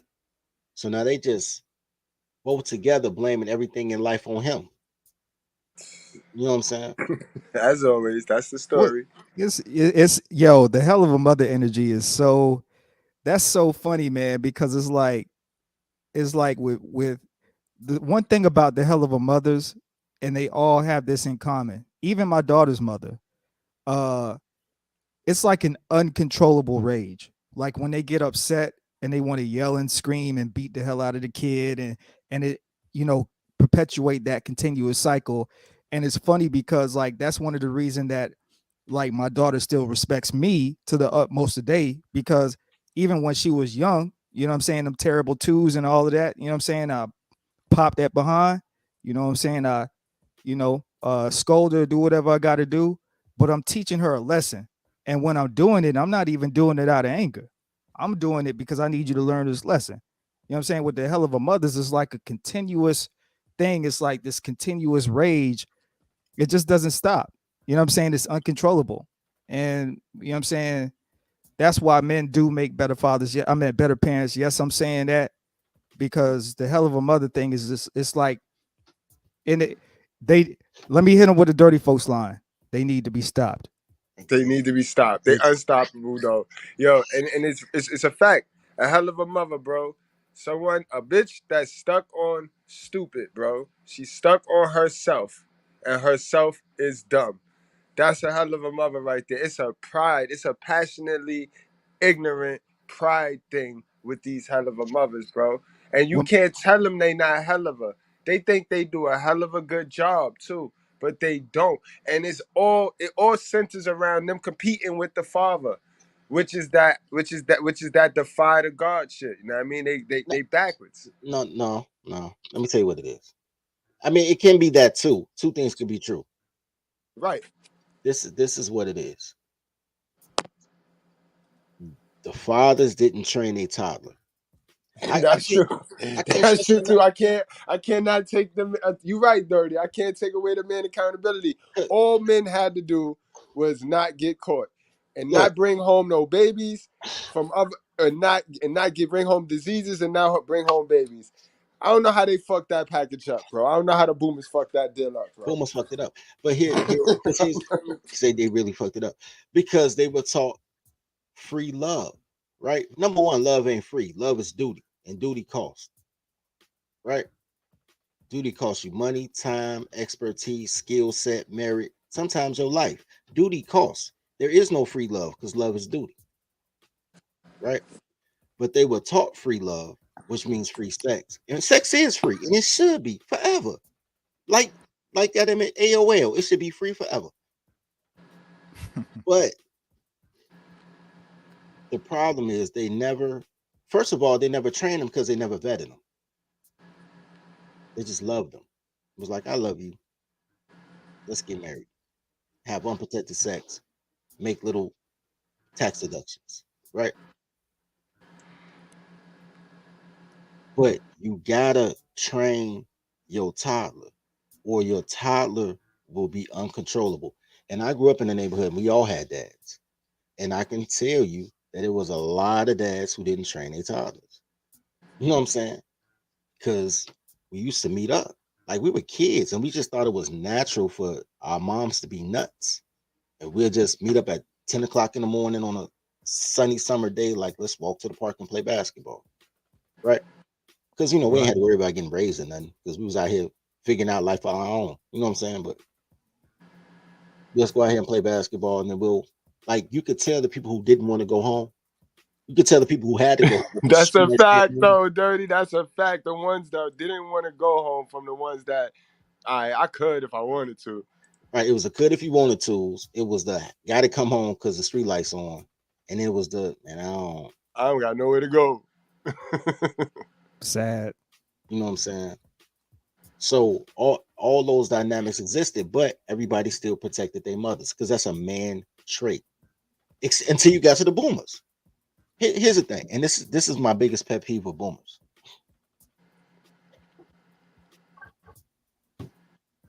They never protected their children, not even from ostracism, right? So like, I could see Zone, like, okay, Zone did all right in life. You know what I'm saying? He ain't rich or shit, but you know what I'm saying? He stay out of trouble. You know what I'm saying? Don't have babies everywhere. Keep a job.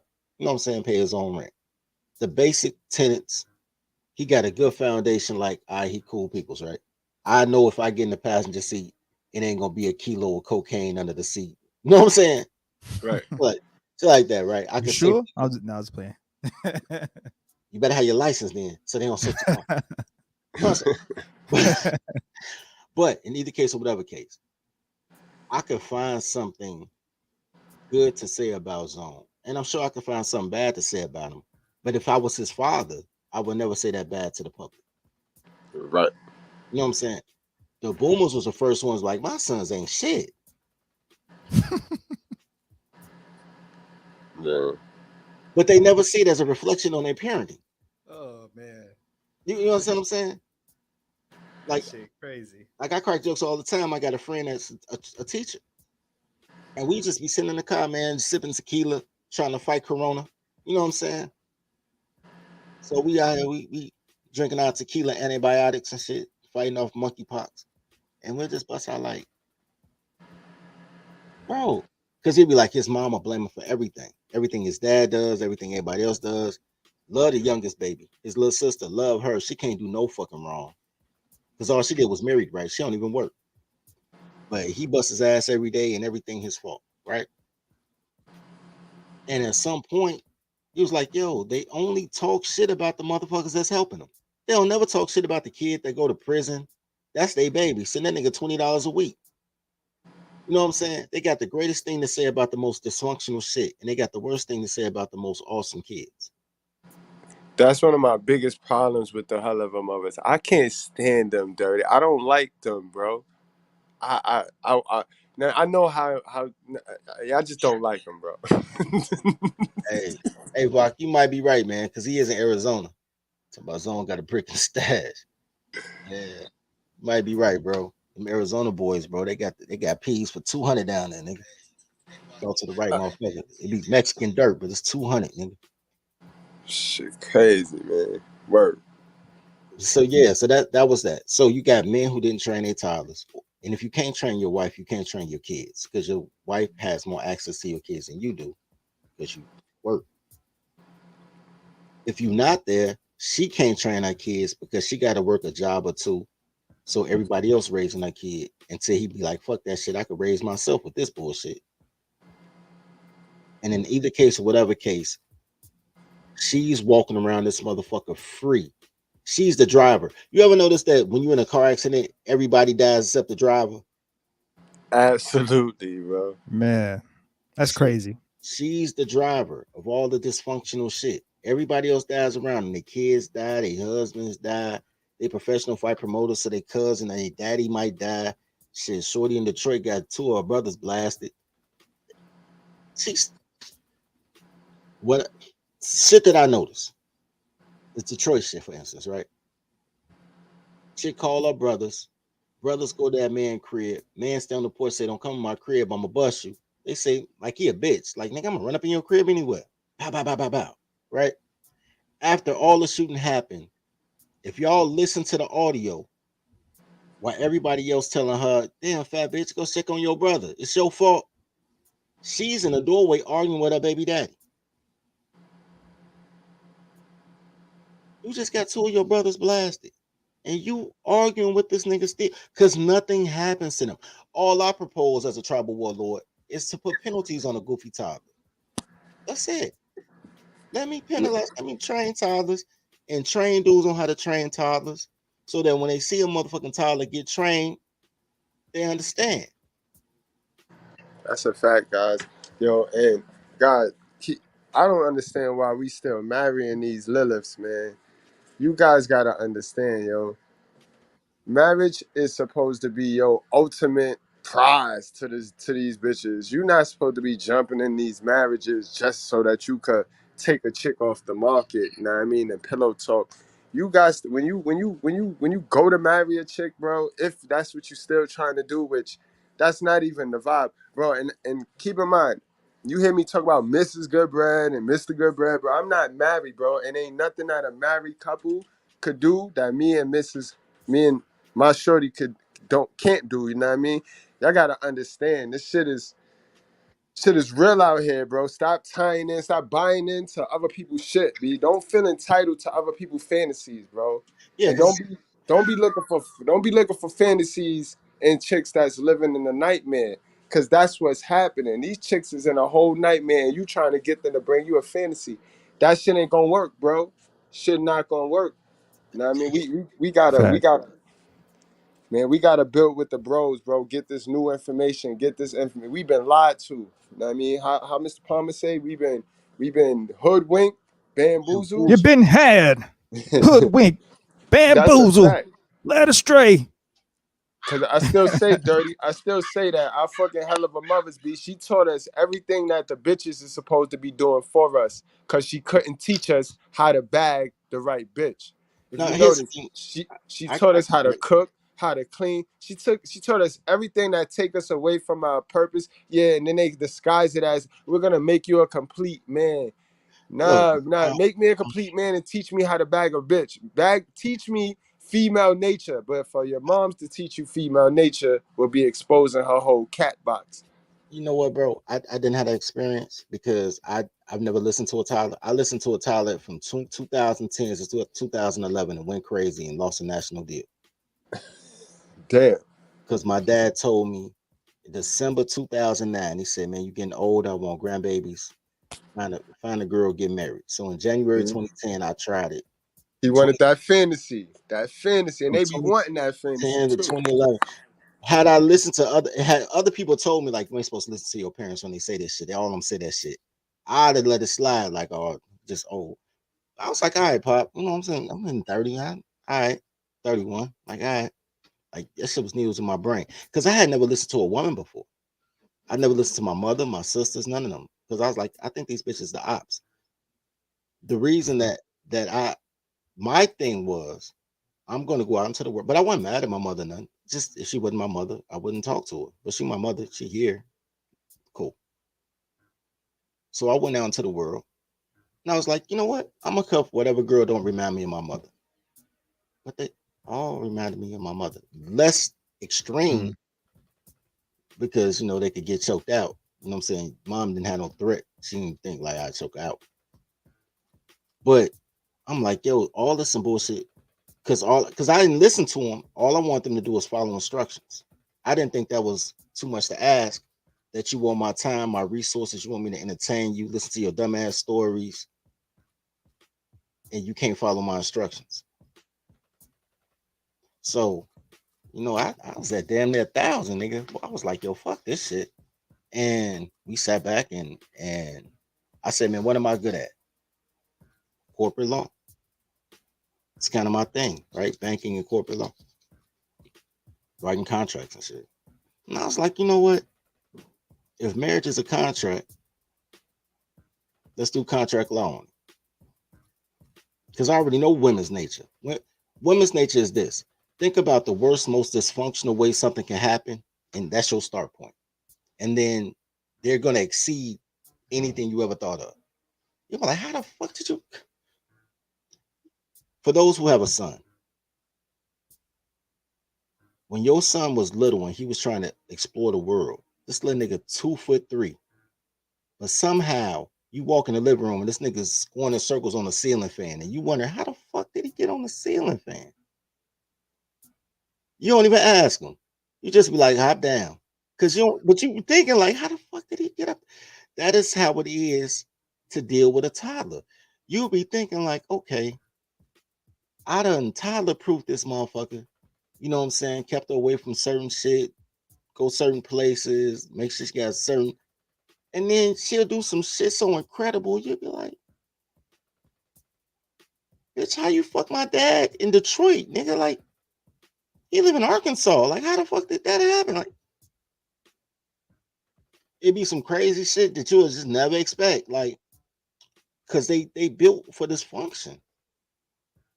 So the only thing I agree. The only way that I got through it, the reason I don't kill everybody is I realized they were toddlers. Just listening to my ex-girlfriend. My ex-girlfriend came back 20 years after we broke up.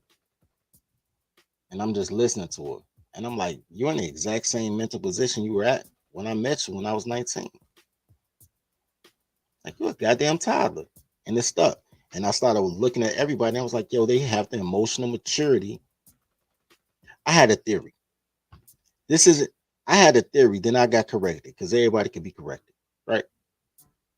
My theory was that women don't mature emotionally past the age of 15. Then I went to lunch with this dude named Hondo Solomon. And Hondo told me, he said, women don't emotionally mature past whatever age they were when they had their first sexual contact, or age 15, whichever came first.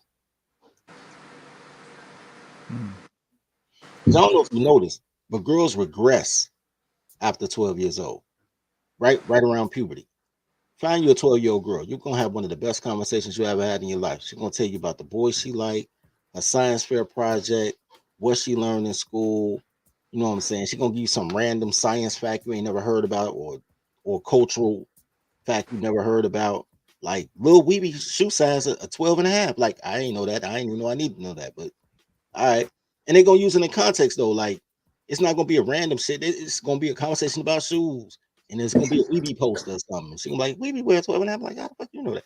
Like, and then once they turn 13 and get that training, bro, it's all downhill from there. They just get dumber and dumber. So, Man, remember, I agree with that. I agree with that, bro. And yeah. how I see female nature and like how I was taught it and how I see it develop in my right in my eyes. Females, men are we the givers of life, guys. There's no doubt about it. We're givers of life. We're the creators of life. I already gave y'all that example a while back on Mr. Palmer example of why that's a fact. it's fact I mean, anyway. women, Girls are dirt. yeah, women are absorbers. Yeah, We're the girls are dirt. givers of life, and women are the absorbers of life. And that's, you can see how it is right now. If we stop giving them the Con Edison, coochie wouldn't be as powerful as it is. But anyway, they the givers. I mean, we the givers of life. They the absorbers of life. It's not You know that. what I mean? I love your Con Edison. I use the Con Edison example when I talk about the difference between control and power. I like the example. But when it comes to men and women, it's more dirt. Girls are dirt. And if you have a great girl, she's soil. But regardless, you're a seed. The seed comes from you. You say, I'm giving this girl my seed, right? That's a fact. If you plant an orange seed, you're going to get an orange tree. If you plant an acorn, you're going to get an oak tree. You'll never plant an acorn and get a pine. You know what I'm saying? But You're dirt, right. take whatever. You can have an oak tree right next to 4 weeds. You feel what I'm saying? You're right. You're right. You're right. Man. You're right. You're right. You're right. But we saying the same shit right Well, there. no, we're saying the same shit. All I'm That's saying what I is, meant. That's Nah, what I meant so by I'm they're saying I'm the. with you. Guys are the but here's the thing. Men don't respect their seed, right? But because men, we really don't. No biological creature respects their seed. You gotta And understand. here's why. Here's why. And here's why. Because they let the person, which is the woman who is designed to destroy.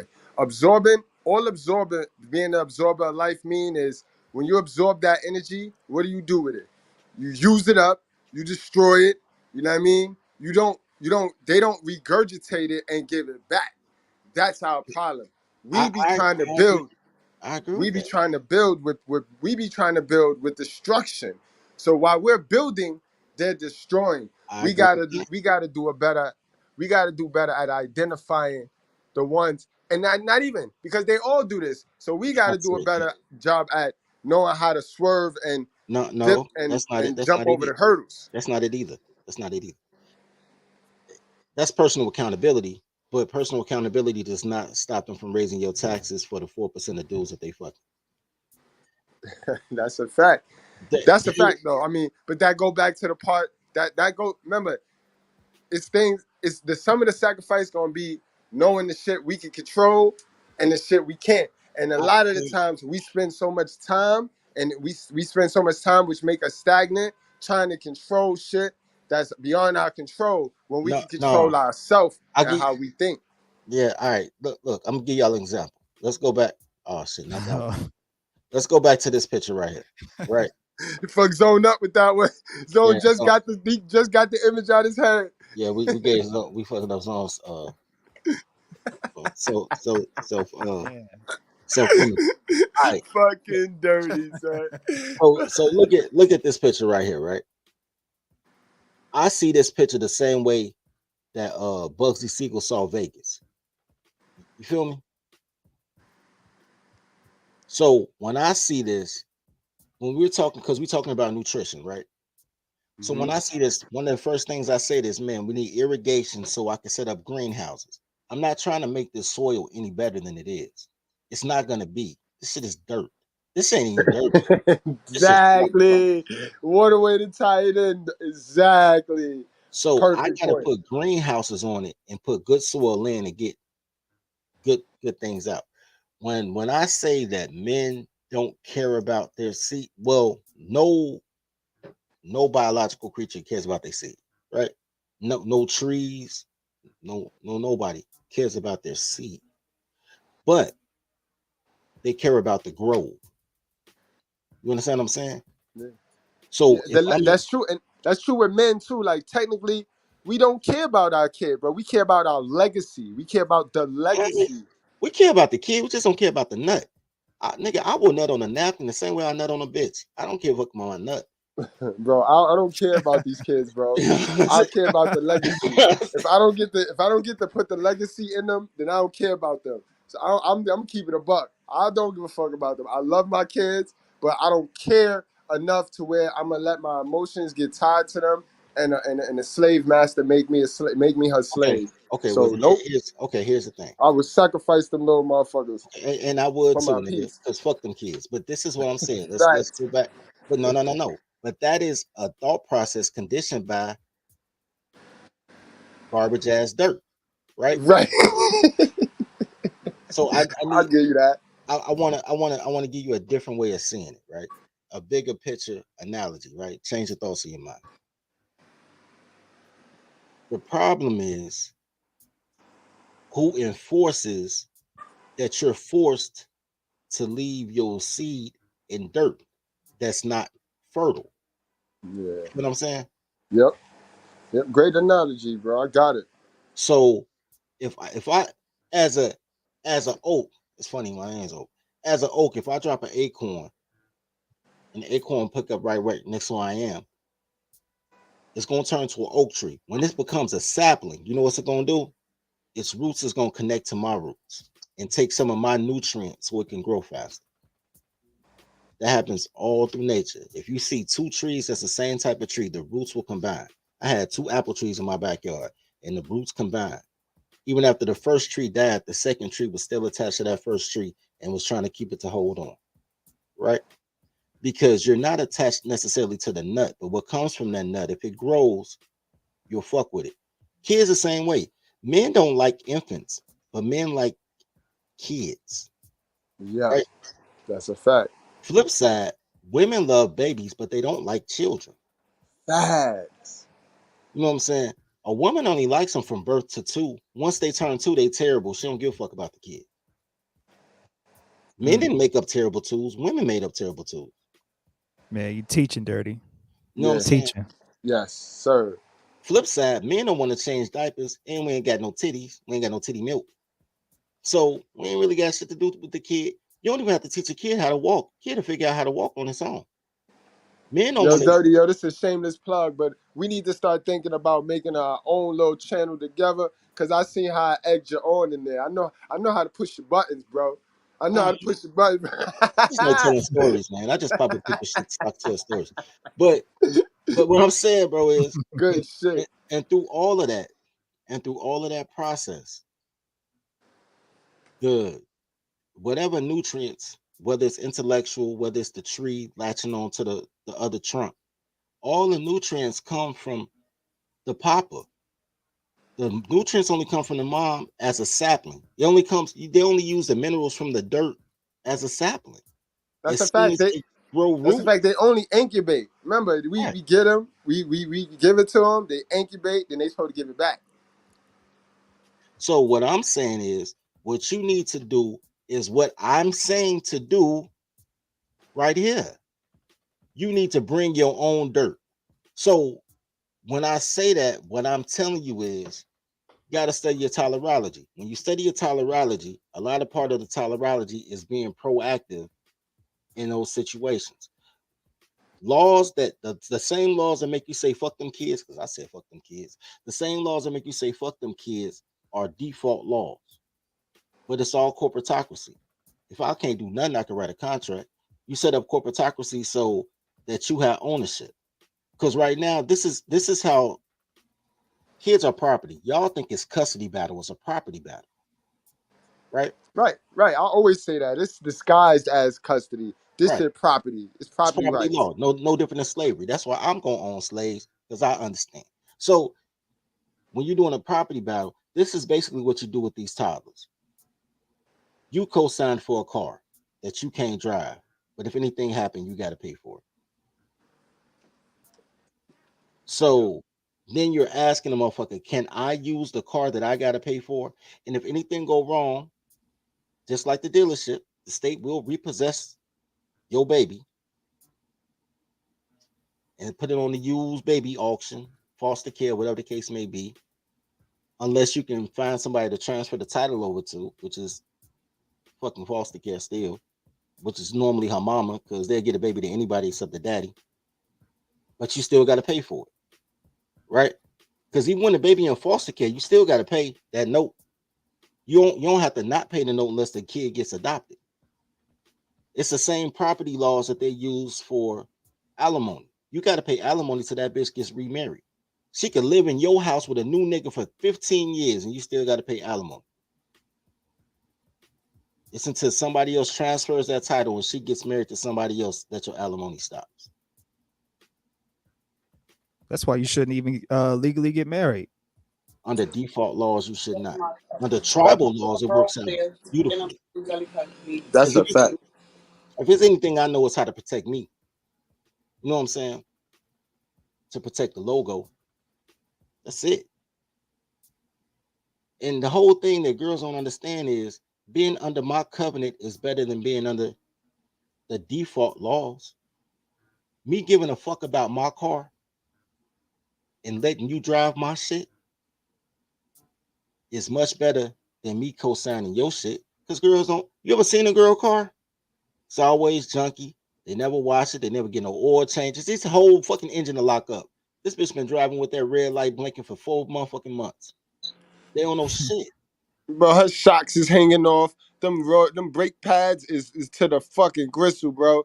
You can hear it when she hit the brake button. If it's my car, I'm washing my car. I'm vacuuming out my car when I go wash it.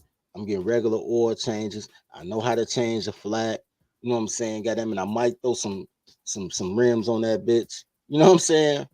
I know niggas that could tune my car up so I ain't got to go to the dealership.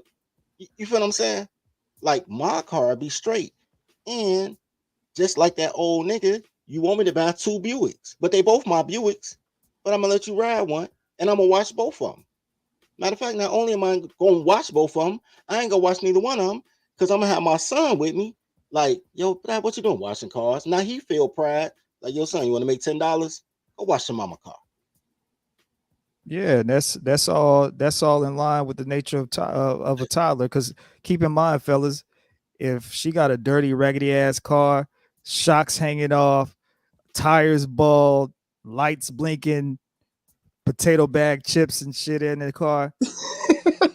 What you think that coochie do? Them some fit. That's a fish taco down there. It's if she ain't keeping her house clean, if she ain't keeping her car clean, she ain't clean. That's Because a fact. and you know why she ain't clean? Because like Dirty say, if she ain't respecting the logo, you know she ain't clean. All of them shits is logos. All that shit is logos. So you come out this motherfucker and you say, check this out, shorty. These are the 30 things that you're supposed to do. Because these are the 30 things that they've already outsourced, right? Cook, clean, hygiene. You know how lazy a bitch gotta be to go to one person to comb her hair, then go to another fucking Asian person to wash her feet. They think it's Beyond real lazy. shit. I think it's real shit. Look, Zone started out. I don't know if it was this show or the last. No, I was watching your live. You talking about cutting hair. Zone was like, I don't like my haircut. I'm gonna cut my own hair. I'm gonna fuck up my hair and I'm gonna get it right. I'm gonna learn along the way. I'm my own crash test dummy. Now Zone did that for itself. When we was kids, it was me and my boy Rob Bennett. Rob came through, put the bowl on everybody's head. That's when. So we all had these high top fades, but it ain't had no blend to it. Then he learned how to blend. Like we was his crash test dummies way before he went and got his barber's license, right? By the time he went to barber school, he was just there. You know what I'm saying? He had been fucking us up since sophomore year, right? Yo, yo, son, y'all see my sleeves? Yo, y'all would believe, yo, man.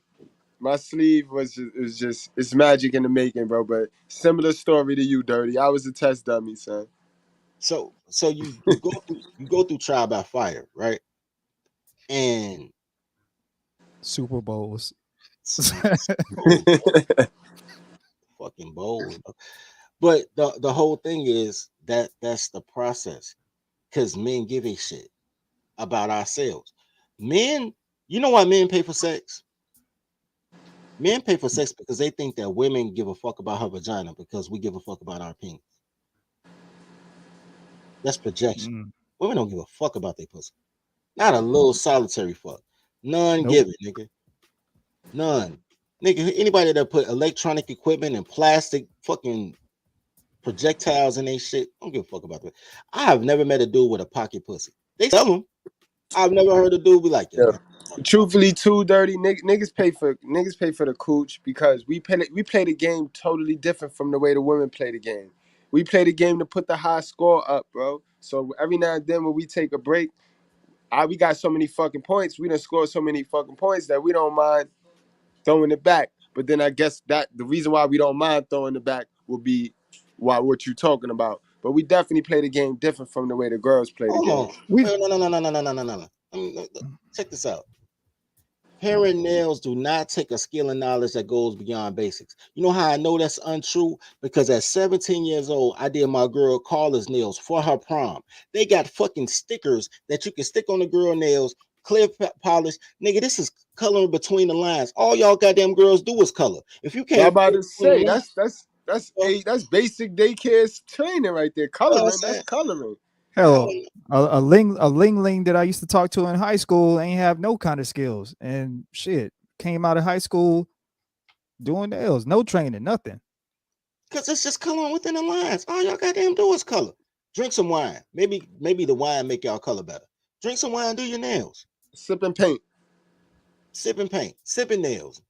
Hey, let me write that down. Yeah, Let's go to the but daycare. I When I but quit, but uh but we do pay though. Like as far as for the coochie, we like Mr. Goodbread said, we do it different. Like I love the story that Dirty when he talk about how his friend spent the money on the chick and got her flowers or whatever, you know what I'm saying? And in the story, Dirty is saying, you know, how he spent the money on his shoes, he spent the money on his cut, he spent the money on his jacket, he spent the money to get fly.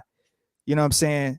And the chicks like that, you know. So the spending is different, and that's another thing too. Mm-hmm. Like I'm hearing, you know, I saw a clip where the dude flew out the chick, you know what I'm saying, and she didn't want to give him none or whatever. Y'all guys, y'all got to stop doing that. Y'all got to see a lot of I'm not the most flyest person ever. Like I'm not the most James Bond person ever, but the thing with a lot of guys now, like y'all need to understand that women need to like y'all. It's something about you dudes that's not likable. Y'all need to become likable. Y'all need to put the money in yourself. You need to invest in yourself to make your everything you got going on look good. And that's how you gonna pay for the pussy. You pay for the pussy by investing in yourself. That's what chicks like. Cause they look at Yeah. you as a sucker when you giving them money just to get into the pussy, and then they come over to your shit, and you know what I'm saying, you fucking microwave is all busted up and shit, like door hanging off the hinges and shit. Invest in yourself. That's how you pay for pussy. And that's a fact, yo, guys. All they That's do is part. That's color mindset. That's all the fuck they do. It's color and drink wine. You see the wine glass. It's all the fuck they do is color and drink wine. that's it. Fucking toddlers. And don't forget, sometimes color could be painting pictures that don't exist, being delusional too. So they very good at that. They'll paint a picture that don't exist in a heartbeat. Word. But yo, you touching on what Zone said, that's key right there, guys. That's key to training your toddler. That's absolutely key to training your toddler, bro. Toddlers, what do toddlers like? Toddlers like shiny things, bro. They like moving objects. They like things in motion. Girls like Women are rocks. so right. Women are so Give me a cat-like rock, in nature. Leroy. I want a rock. They're so cat-like in nature. So when you have a cat, right, and you run a little ball across the floor, ain't he gonna react to it no matter what the fuck he doing? He gonna jump to it. So part of training your toddler is giving her something that she like and she desire. You dangle it in front of her, and when she reach for it, you pull it back. And when she reach for it again, you pull it back. And now you got her. Now you training your toddler. You guys be trying to get the woman to like y'all. You know what I mean? Yeah. If Why you do y'all trying do to that? get the if you trying to get the woman to like you, you already off on the wrong foot because women gonna like who they like.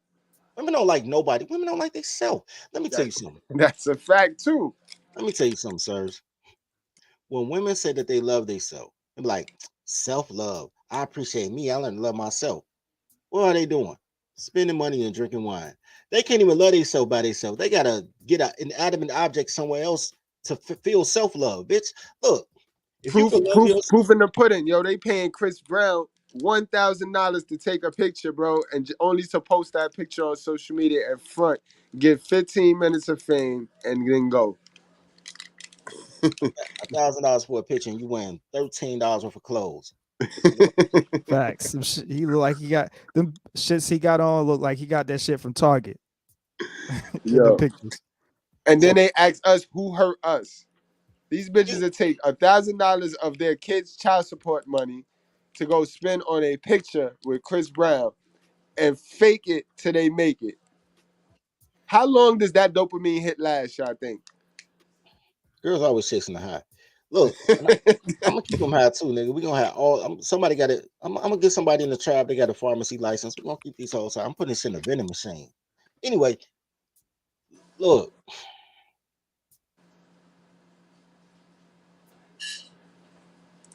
Hold on. Listen.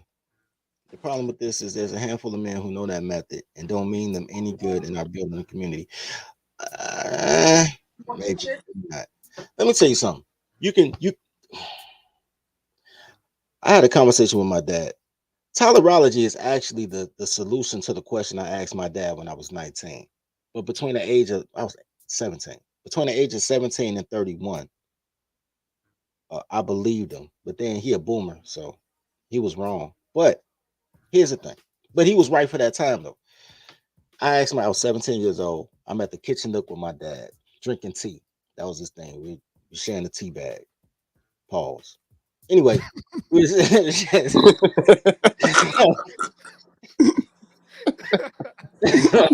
Oh man.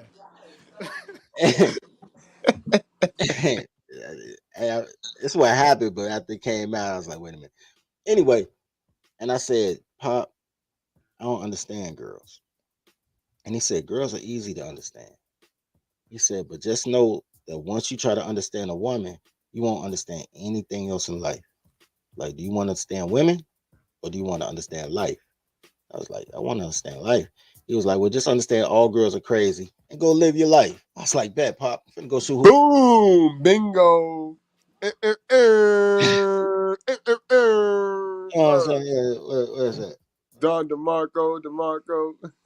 Hell, see, even CGA recently on one of his shows, he said women, you can't he said you can either understand them or you can love them, but you can't do both. Shit. That's a fact. You want to be liked or you want to be successful. That's my motto. What's my man name? Al Bundy said that on Married with Children. Like, shit, I don't understand women. Women understand themselves and they don't like each other. Facts. Look, at some point in time, you got to understand that girls are just like, it has to be a hard life when all you have to do is come outside in a $6 rainbow dress and some $1 fucking shoes from Old Navy, and dudes will offer to feed you, house you, clothe you, take care of other niggas' kids. It got to be a hard life to have so many options, but you don't know how to fucking think. So now you're confused about your options. And you be like, yo, I'm gonna pick the worst one. Because the worst, that sounds good. That's a fact. That's what they do. That's what they So do. Yeah. It's kind of like if you wanna learn a female, try to learn the mind of a customer. If you can learn the mindset of a customer, a consumer, then you'll learn the mind of a female. yeah, don't do that. Look, don't learn about no female. Don't do none of that shit. Girls are dumb. Don't be dumb. Look, Consumers are too, bro. no, here's the thing. 'Cause I used to do mortgages. They used to tell me all the time. They say when you're selling a house, you tell the man the price of the house one time, and then you look at the wife and you sell her on the amenities. It goes back to you saying if the kitchen is nice, right? Mm-hmm. Nice kitchen, nice bedroom, spacious master bedroom, especially if you got a bathroom that connects to the master bedroom. You sell the woman on the features and she'll sell the man on the house. You just tell them the price one time. And that's a fact. I heard something similar. I heard a dude that was like a piano salesman, and basically like he was telling his logic about how he sells so many goddamn pianos, and he was basically saying, well, when they come in the store, you already know they coming for a piano. You already know they're interested in piano. You're not selling the piano, you're selling the room. It's all facts. So in order to train your toddler, you have to sell her on the benefits of being a secretary. And there's a lot of benefits in being a secretary. The problem with men is they undervalue their contribution, and women overvalue her presence. Let me show you what that means, right? If I get a Mexican to cut my grass, they're gonna charge me $45 every 2 weeks. That's $90 a month. But if you got a girl, you cut her grass for free because that's your girl. That's a $90 contribution. Getting up at 2 in the morning because she got a flat and going to pick her up or change her flat, AAA gonna charge her $250. You did that shit because you love her.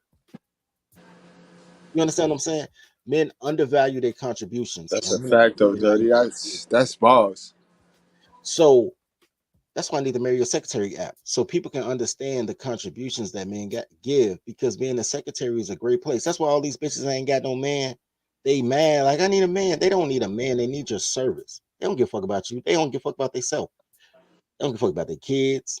They give a fuck about the sales. That's what they give a fuck about. Can they cosplay in a different way tomorrow? How many new wigs can I buy? How many unnatural colors of hair can I have? There is no mammal with purple or pink hair. None.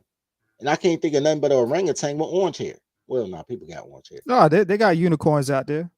No, I was playing. They do unnatural shit, bro. Unnatural shit. You know what I'm saying? I'm gonna paint my hair teal to match my dress. There is no mammal with teal hair. You can watch Animal Planet all day. You'll never see a teal animal. You'll see a teal fish, but fish ain't mammals. There's no mammal with teal hair. You know what I'm saying? Girls just do shit because every day is a new day in the daycare. You walking in the daycare trying to outlove a toddler, trying to outplay a toddler at recess. That shit'll never work. You got to be the adult in the situation. Y'all got these goofy bitches thinking if they cook, oh yeah, he a baby. You gotta take care of a man like he a baby. No, bitch, you just extending what you already do for yourself and adding a person. That's a fact. Toddlers don't know love; they know fun, and you don't give them the fun until after they work for something.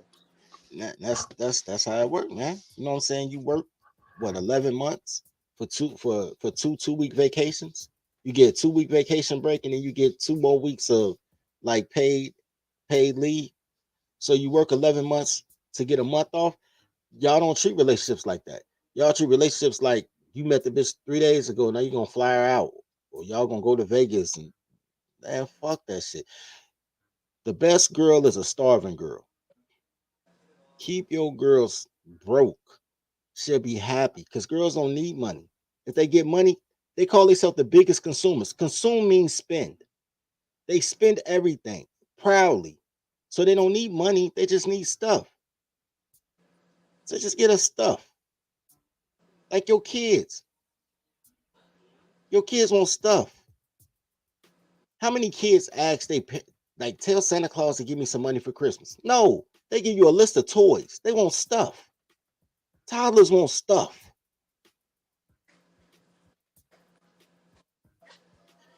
Anyway, Boy, preaching, bro. That's a fact, though, Dodie. That's true. And one thing I want to say, because you mentioned the the flying out chicks thing again, because I've been on quite a few panels now, and obviously I'm only going on panels where what I'm saying, they talking about real shit. And the discussion has come up several times why my platform ain't bigger, why I don't got more than 1,000 subscribers, why I'm not the next Kevin Samuels, because we ain't doing clown shit. The dude that flew out the chick is actually he's a popular YouTuber, and he got 650,000 YouTube subscribers. When you do clown shit, you know what I'm saying, that's what's gonna get you, that's what's gonna bring you all the clowns.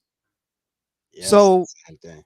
you know what I'm saying, like that's why, like, when you see like channels like maybe like Dirty Folks or Mr. Goodbread or even Mr. Palmer, Minister Jap, that's why the subscribers, like, that's why the forces are being pushed against these guys the way that it is, because you got clown ass YouTubers with $650,000 flying chicks out, and they're recording the whole transaction because the chick is denying giving him some pussy, and he's looking like a clown.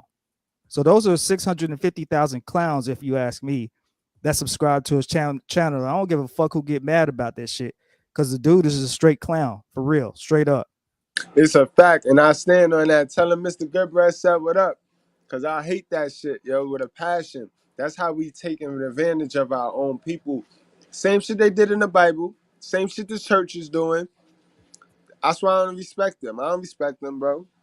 And it's sad, though, because these are so-called red pill dudes that then tie into consumerism. How red pill are you if you're tying into the consumerism? You know what? We can talk about that all day. I'm gonna say this just to get focused back on the thing. But it has to do with hell of a mother. So can I ask you a question? Yes, sir. Can your mother throw down in the kitchen? Yeah. What about you, good bread? Can your mama burn some Yeah, meat? yeah, she old school like that, like that. Good bread. She good bread when they come in the kitchen. That's how they should be trapping our man. I'm trying, because here's the thing. Everybody has to do something to keep anybody, right? You know what, XL? I was thinking about the world class. World class channel should be bigger. That's why I be teasing them about being the most popular nigga with 12 subs. But everybody has to have something for people to gravitate and keep them, right? Because sex ain't it. Sex ain't it. That's a fact, Dirty. The good point. Good point. Sex will get you. Sex will get you to listen. I'll listen to you if we fuck. I mean, I'm not gonna listen to you before we fuck, but I'll listen to you after we fuck. If you lay in the wet spot, but then what? Like, what else do you do? And I think that's the issue, that people don't maximize what they do in order to maintain their understanding. I don't know who Mr. Organic is. I don't know none of them YouTubers. Y'all need to tell these motherfuckers to bring me on their channel, because I'll explain to them why they got life fucked up and what they could do to be a better them. Because They I would don't. never. They would never. They would never allow you on their channel, bro, or me. I don't know, man. I'm toxic enough. I stay toxic because I stay on bullshit. You know what? Hey, you know if they kicking what's his name? JJ the Cowboy off channels, you know they gonna kick your ass off, Dirty. I don't even know who Right, JJ. Dirty. They gonna smell you coming. He be on Mr. Palmer channel. The cowboy.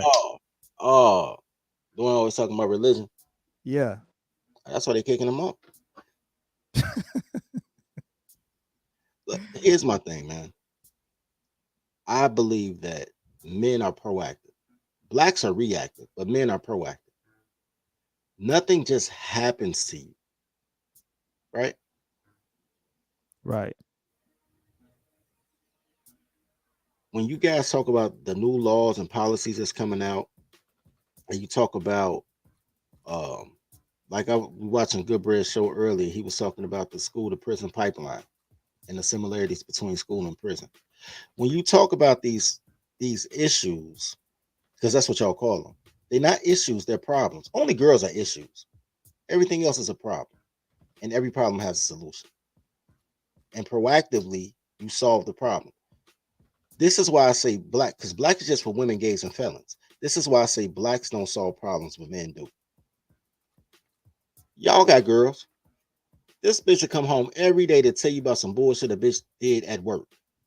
And there's a simple solution, and you may try to offer that solution. At least you did before you knew better. And then you're like, oh, so you always trying to solve something. I just want you to listen. Why you just can't listen to me? So it's not a problem, it's an issue. You just want to be heard.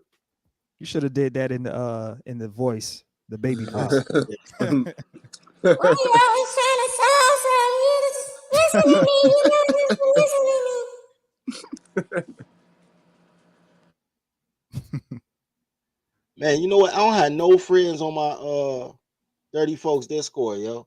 Like, no friends. Like, and I just got on something else yesterday. What did I get on? I don't remember the name of it, but it's popping. It's supposed to be like the new YouTube. Odyssey, I think the name of it is. I just started a Dirty Folks Odyssey channel yesterday. So that'd be dope. Who got a ratchet? I got it. It's out of there. Matter of fact, I've been meaning to get this dude a ratchet for a minute. He ain't never on when I'm passing out ratchets. Hold on.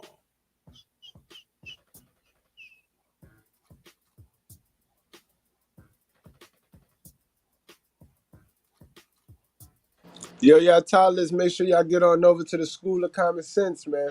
Yeah, give him a ratchet. Word up, guys. Make sure y'all get on over to the school. Mr. Goodbread Show. Yeah, Goodbread was saying some good shit earlier. All I know is this, man. All I know is there's 4 different forms of slavery, and I want to enjoy at least 3 of them and bring some function. You guys, black women are generational curse. And I don't care if it's black girls in this thread, because I love y'all with clothes off, but y'all are goddamn cursed. Because y'all the biggest consumers, because y'all the biggest, most belligerent people, there is no intrinsic value in marriage. there is no nuclear household leads to wealth.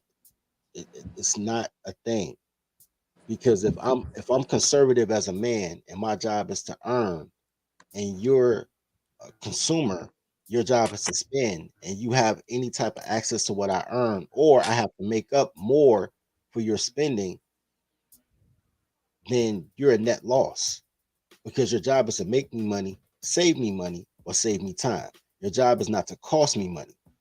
That makes you a liability. You're a liability that spits out liabilities. That's not a good deal for me. It's just easier to pay 40. What you need to do is make yourself useful. Be of use. That's what useful means, to be full of use. I'm like, I don't want to be used. You should be used. Tools are used. Be a goddamn tool. Tools are awesome. Now, what you don't want to be is taken advantage of. And I respect that. But to be used is a blessing. Let your phone not ring. Good point. You on OnlyFans, dirty folk? Nah, I got an OnlyFans, but I forgot what it is. Is it dirty folks? It might be dirty folks on OnlyFans. I need to though, because I want to go back to doing my porn shit. I want to go back to doing my porn reviews. We got to get, you got to get some toddlers on there with their clothes off so we can have some real discussions. Oh, that I want to do Secretary Sundays. Matter of fact, hoes, he says House of the Princess. You need to fuck with me. It still look like hoes though. But House of the Princess, fuck with me, man. We need to do the Secretary Sundays. You could be the good cop. For real. We get these hoes in line. I'm gonna call you hoes on the show though, because we're gonna get these hoes in line. Because this shit ain't house. It's just not. I don't give a fuck how country you are. This shit is not house. That shit look like it's in German or something. Yeah, I can see Haas dogging house. It do kind of look like hard. She ain't German though. She from Chicago.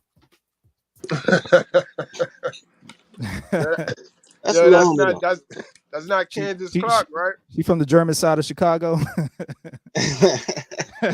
Germantown. Hey, nah, she from Chicago though. She cool people though, and she got a boyfriend. So shout out to that. She finally learned how to follow instructions. I remember her. She was Candace on the Clark other night. got a boyfriend too. I don't know Candace Clark. Yeah, y'all in Chicago, y'all don't know who Candace Clark is, man. Yo, man, you sure your house is your house dirty? Hey, man, look, I stay Tyler free, man. That's why I'm still breathing, baby. Nah, yo, y'all gotta check her out, man. Y'all Google Candace Clark, B. That's the scam artist chick that been stealing niggas' homes and titles and shit. Oh, shorty, yes. She just a dumb bitch. She got caught because allegedly niggas been doing that since the 90s. You know what I'm saying? I allegedly heard about that when I was doing real estate. Allegedly. Right. She just a goofy bitch. Somebody steal a house and stay in the house. How the fuck you get evicted from stolen shit? You was a dumb bitch. Look, girls are dumb. They never complete a task, bro. You supposed to get in, get out. That's how robberies happen, nigga. You in and out. You ain't in and I live here now, nigga. She in it. She the only one. She 2-time evicted. She got evicted from an eviction. How you get evicted from an eviction though, bro? Oh man. Y'all guys, make sure y'all check that out on the channel, man. I got that in the school. Only toddlers can do that. Mm-hmm. She want to come in and talk her talk. Come on, bring your ass in and talk your talk. But she definitely said that it's easier to steal a house than it is to steal a purse in Chicago. That's true. Allegedly. I wouldn't know personally.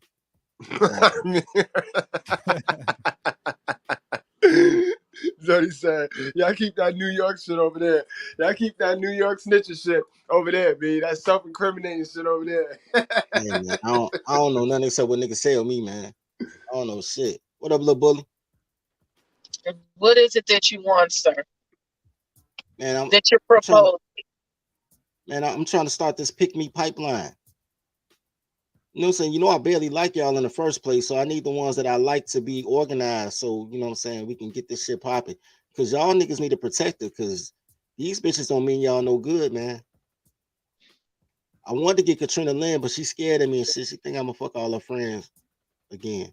But I'm not. I'm not on right. that. You be going all the way off to the left. As soon as we think you finna do what's right, you know what I'm saying? Then you be like, okay, bitch, I'm fuck all y'all right and all that kind of shit.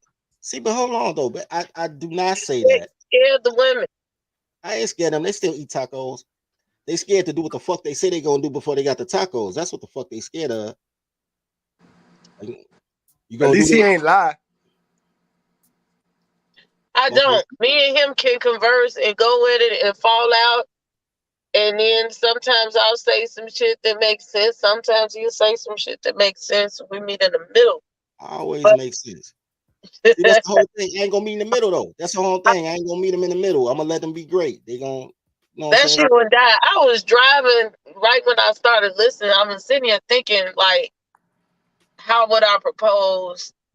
Ooh, bitch, what are you looking at? Propose a program, a segment, have women's liberations really fucked us up Yeah, in y'all the should way be we liberated. Y'all think should and be we slaves. operate. Well, I ain't gonna make y'all slaves, but y'all should be secretaries though. I mean, the buses could be slaves, but the rest, you know what I'm saying, the pick me should be secretaries. You know, Hey, hey, go ahead. real quick on that. Big Mike did a show the other day on that, so y'all should go look at Big Mike channel, and he really broke that down and went into depth about the rainbow behavior and you know, the fight for lesbian rights and all that. Man, let me tell you something. Ain't no such thing as a lesbian. I ain't gotta watch that shit. Lesbians don't exist. It's just bitches that get mad at men and spit on each other for a little while, then come back pregnant.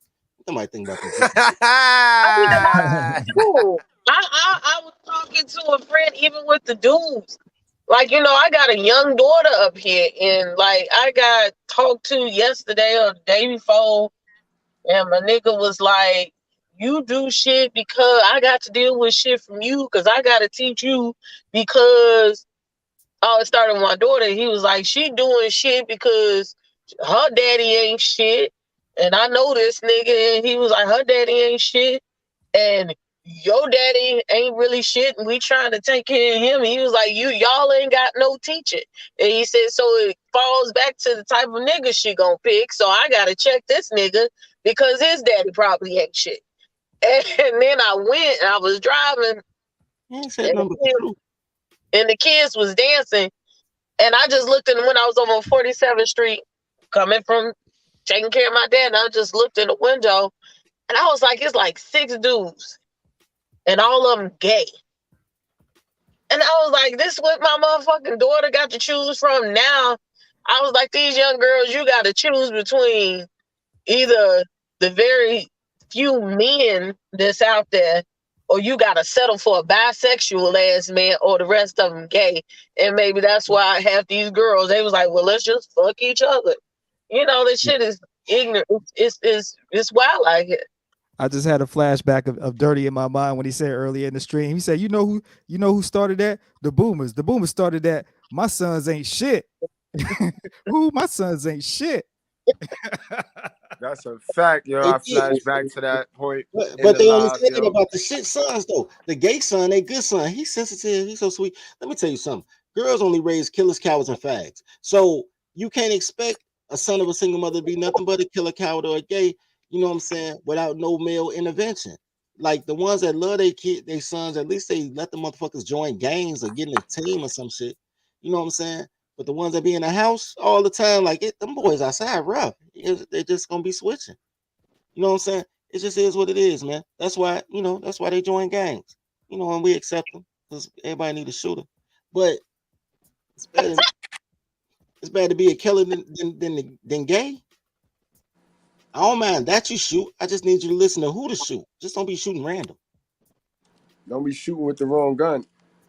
Yeah, don't be shooting with them pea shoot. Pew pew pew pew. Yeah. So I'm saying though, so we need a pick me pipeline, man, because these bitches be lying, G. They be like, I'm a pick me, like, bitch, who picking you? Nobody picked me yet. Well, you ain't no pick me, nigga. Pick me's get picked. When I go to the court, I get picked. That is the misconception of just us teaching one another. And I was telling you, like, and I told some women, I'm like, look, I got all these women in my audience when I did my analytics and stuff like that. It wasn't intentional, but I guess it makes sense. Yeah. And I'm like, over We here. sit up here and listen to other women, and you was one of my first guests on the show when I started that channel. We listen to other women teach us about relationships. We taking relationship advice, and they following behind these bitches. And I hate to call them that. That's all right. They like that shit. You heard And Beyonce. you Beyonce capitalized know, on that. either they ain't never been married, their marriage fucked up, they've been married 10 motherfucking times, or they got like 6 kids with 8 different dudes. Like, where is the healthy relationship? We take our advice from a motherfucker that's out here hoeing and shit. And if we take pride in that shit, like, girl, go ahead and get it and do you. See, It makes no sense. I want people that can teach for real. This is how you have a relationship in America. I'm telling you, you need, since you got a boyfriend and you learn how to follow instructions once or twice a week, man, you know, we can do this shit.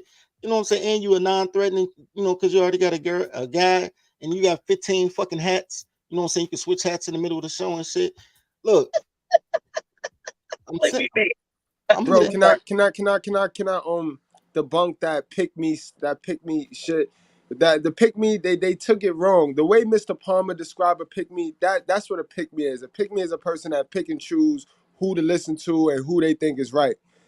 That what the girls is calling y'all pick me's, what that really mean is y'all nigga lovers. That's just a cute way of saying y'all nigga lovers. Y'all identify as loving males. Y'all love males.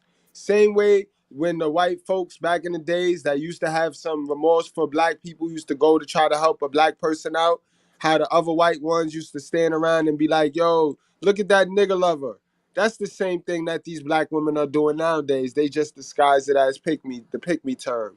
But no, a pick me is somebody that pick and choose when to use common sense because it worked for them and they can play the victim. It worked for their victim card. That's what pick me's is.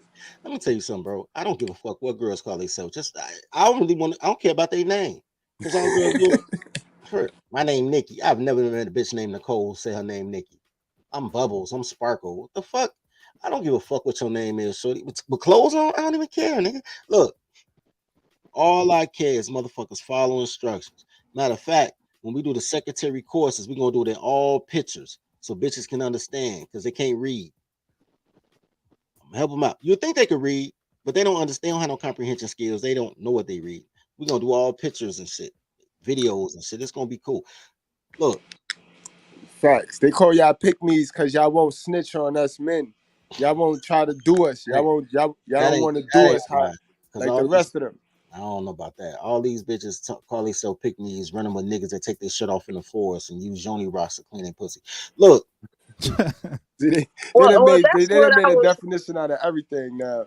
That's what I was thinking in the comments. Like, I can name a handful of dudes that can say some of the same rhetoric you got, and the only thing they want to do is fuck over the women, fuck over the family, and they, instead of helping the cause, they're not trying to try, but they hurting the motherfucker cause. And then for us women, we take that and we remember that shit. You know what I'm saying? And then now when I go to the next dude, I remember what this dude did. And then what you say sound familiar what this nigga did, but he used it in the wrong way. He wanted to come rob me and shit and take my pussy. You know what I'm saying? And steal all the kids' snacks up out the cabinet, you know? And then that caused us to act, you know, not bad, but here's the thing.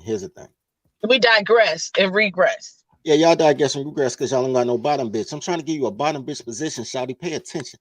Look, this is how life works. Life works best when girls follow men instructions, but they get it from a woman. That's why you can't be a pimp without a bottom bitch. A pimp without a bottom bitch is just a nigga that got some girls that's about to set him up. You need that bottom bitch to go in there and beat them bitches up for you every once in a while and teach them how to steal out the store properly. Facts though, facts. Thank God for this script. Hey, I'm a hop down because I got a patient cases. But this is what I want to say before I go. Tola, I will be taking your clips from earlier in the podcast and putting it on my channel because that shit was too funny, man. I don't know what happened with the Wi-Fi. I don't know what happened with the internet. You know, you came in, you know, with the shiny head, you know, looking like Usher. You know what I'm saying? Had the beard all picked out and shit. You know what I'm saying? We thought you was about to give us an R&B concert or something. You said you want to show off the sectional. More power to you, brother. But I'm gonna just let you know that will be on my channel because that shit was too funny. Hey, Zone, you know this nigga had the t-shirt that matched his skin tone, so he looked nude. So he had the whole glistening thing on. Oh, he caught y'all with it because he saved me last night. He said he didn't want to do it to me last night on my joint. He said he got too much respect for the kid, so he was gonna do that shit to me.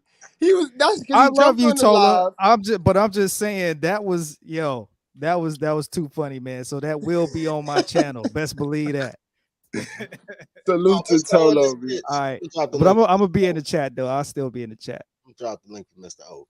All right, yeah, but hold on. I'm about to go too, right? What I wanted to say, I just wanted to just give a little bit of advice for Princess AV for the females.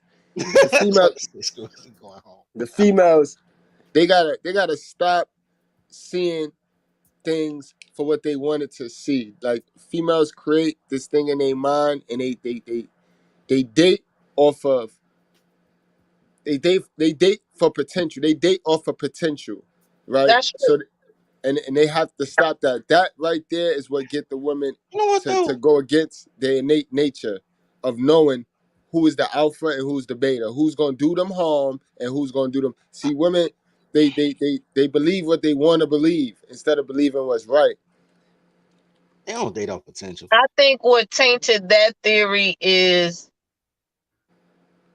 we misconstrue what being a ride or die is. And there was a period, especially with our generation, who was like, you gotta be a ride or die. You gotta be a ride or die. Well, he might be down right now, but if you love him enough, black women got this bad. If we love a nigga enough, he might do the shit he's supposed to do. And by then, we've invested all of our time and resources into somebody who, when we met, wasn't shit. And if he didn't tell us when we met him, he told us within the next couple of weeks that he wasn't shit. But we just, by then, we caught up. And we were like, well, if I stay with him, maybe he'll stop not being shit. Meanwhile, you become an ain't shit bitch at the same time because you in love with the fantasy and you look up, you know, your whole life fucked up and you want a better man. See, but hold on, Princess. What only problem I have with what you're saying and what a lot of the women and their argument be when we talk about this topic right here, right? We can admit that our hell of a mothers raised the boys wrong, right? But the hell of a mothers raised the women wrong too. A lot of women think that they're qualified for a king or qualified for a ride or die when they already came into the situation damaged. You know what I mean? Yeah. I ask a lot of women this, right? I say, do you have a brother, an older brother, or a younger brother? Would you date a man like your older brother or younger brother? And no. So then that shows you how your mother, your hell of a mother, didn't raise y'all right. I know about it, and my man hollers at me all the time. He was like, where did you get some of this shit from? I'm raised right in a lot of ways, but I knew, like, and my mama didn't even raise my brother up his whole life. He had to have the village. And I came back, I want to say, about 7 years ago, and I had a discussion with my mom about my brother.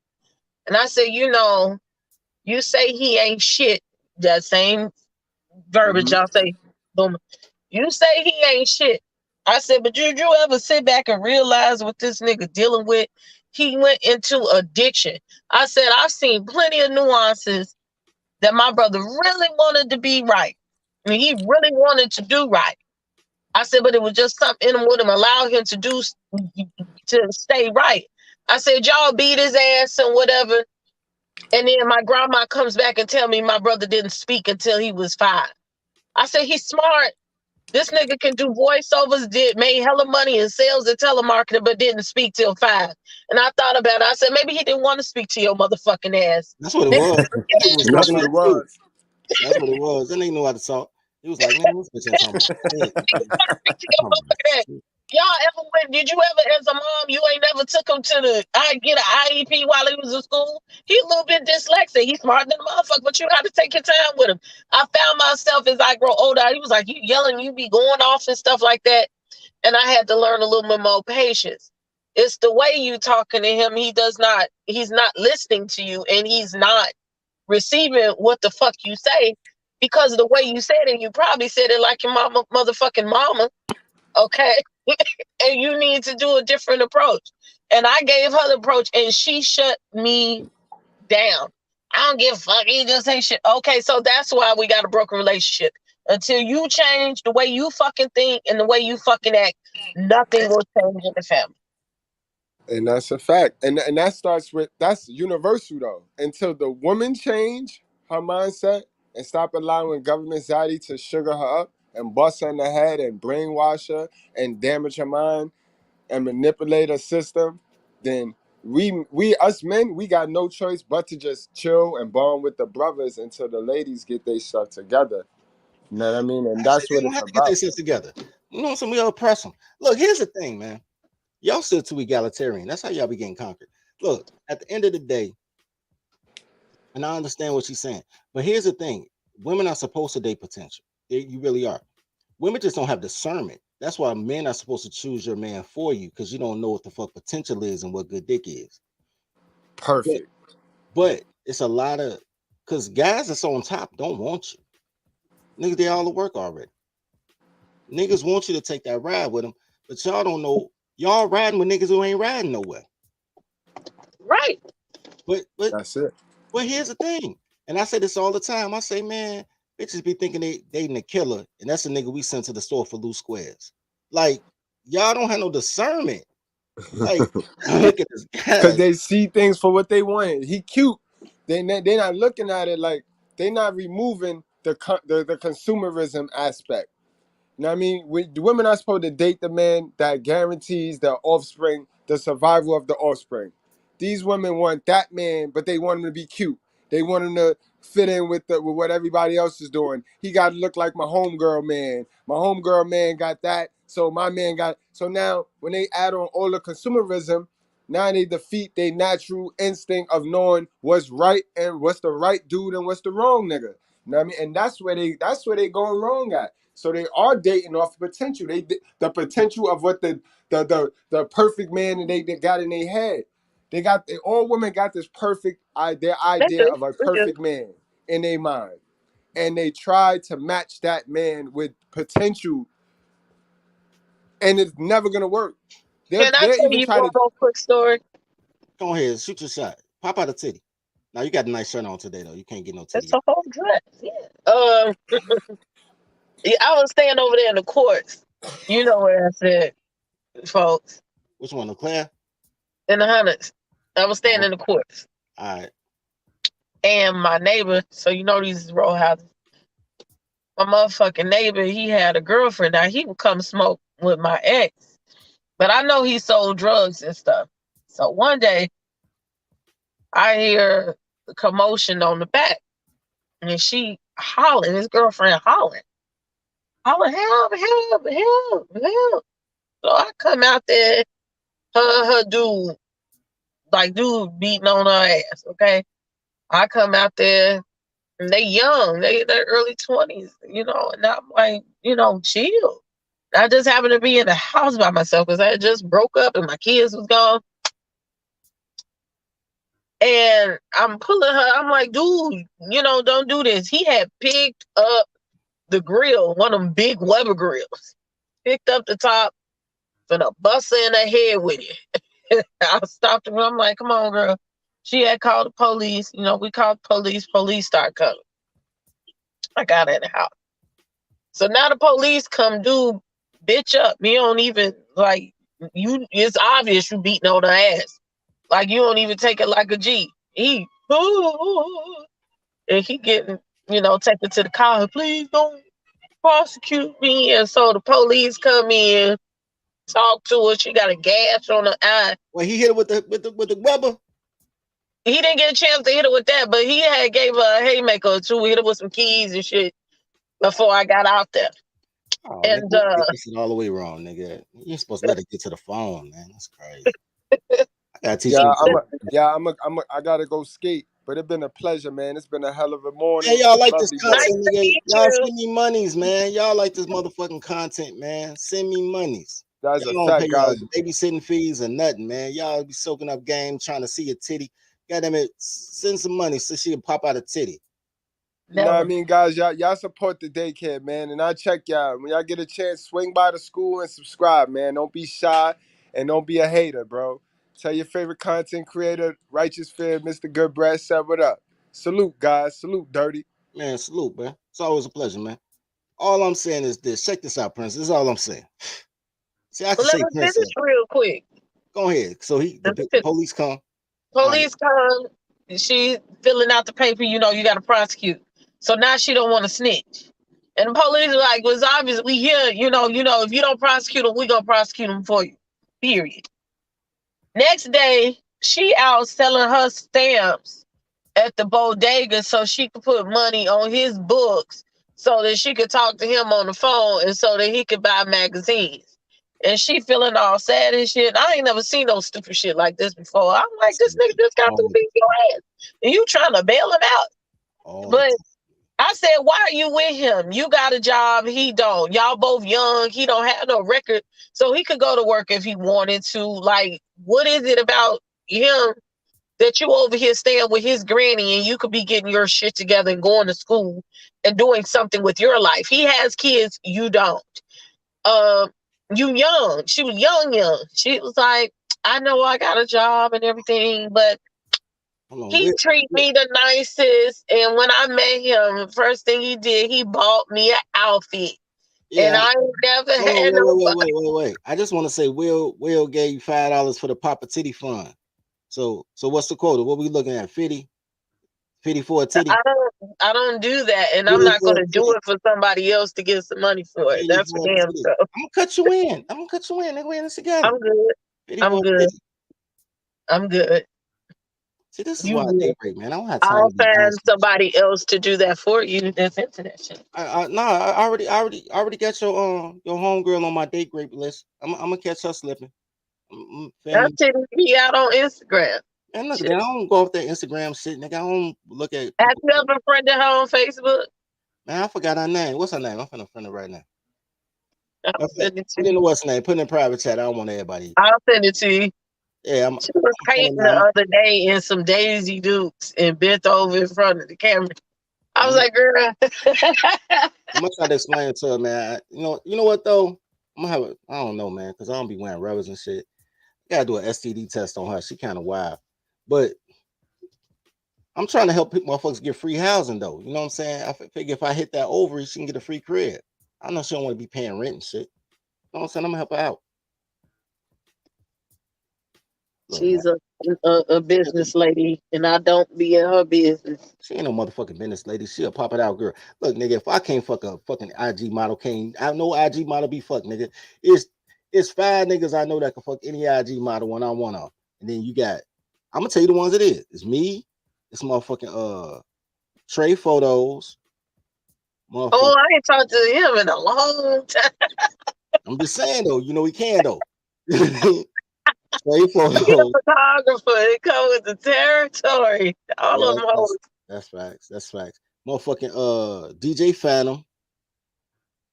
Motherfucking who else could bust her?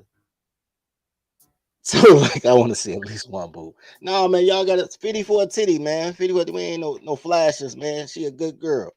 50 for a titty. You know what I'm saying? Them E's too, nigga. Them E titties. Them ain't even D's, nigga. She got an E. Let me move this cap. Yeah. I ain't no titty man. I'll open up a bra store. I'm behind time. Since the bra store closed, I don't know, man. I ain't no titty man though. I'm a coochie man. I just look at coochie. I don't really look at titty. But anything more in the mouth or the waist, man. It's just in the way. You know what I'm saying? Real nigga, big titties. You can't even make a girl titty come. How do you titty come? That's after hours. Nah, I'm saying you got little girls with little titties. You can suck her titties and she come. like off the foreplay. Let's save you Oh time. yeah, Yeah, my friend when we was in college, she told me about that. I mean, we still have feeling. yeah, but then you can't titty come though. You know what I'm saying? It's too big of a titty come. Them is milking titties. Them is feed the babies titties. Yeah, nigga, them put a pump on it and shit. That's what you should have did when they had the little baby formula shit going on. You should have started pumping breast milk, serving that shit like dope. I ain't even do all that. See, I'm here to help, man. I'm here to help. Look, hey, you know what's so funny though? I be telling my stories. I think these niggas be thinking I just be making up shit. Nigga, nah, nigga. Listen, in Chicago, you come across some weird shit on a daily basis. Like if you see my facials change, I know I got my glasses on, but This nigga said feed the tribe titties. I'm not paying attention to get down off of here. I'm looking at people walk past. I'm over here and like almost in Chinatown, and just the shit I'm seeing over here walk past. I'm just like, oh. Man, I'm here to help, man. I'm here. No, I'm here to help for real though. This is what I want to do with you. You know what I'm saying? You can be my practice. You can be my practice assistant. I need to do this pick me girl pipeline because y'all keep listening to these goofy bitches. I keep seeing these stupid ass bitches start wife schools and all type of shit. And I'm like, how the fuck y'all listen to this bitch ain't gonna marry you? What the fuck with you? Yo, bitches don't know what. Here's the thing: when girls tell other girls what men want, it's always what women want. And You should put this on sub only. Say put what? Put it on sub only. It'll block the trolls. And I'm gonna put this shit on Patreon or something on a whole nother site. We just gonna chop and screw it and edit it and drop it as content or something. Now I ain't gonna do that shit on. We could do sub only, but see the problem is, That's how you get your subs up. So, you trying to get to 1,000. I'm trying to get to 1,000, and so I need these stupid ass helpers because guys do what the girls like. I need these girls to get naked and tell me their story, man. Because I can't talk to a girl with clothes on, but I need you to make them feel comfortable that I ain't no pervert that just want to see them naked. Because I know they're gonna be ugly bitches. They don't be no pretty bitches. They be like, how can I get a husband? Pretty bitches still think they got one more hot girl summer in them. Next thing you know, bam, they 43. Like, where all the good men go? You know what I'm saying? I'm just here to help. That's my main age group. When I look at 35 to 55. They gotta pay like they weigh, nigga. They ain't gonna get no good man. I'll explain to them why they ain't shit though. Yes, it is. A wife school is a thing. I need to do on my other segment. I know you lying.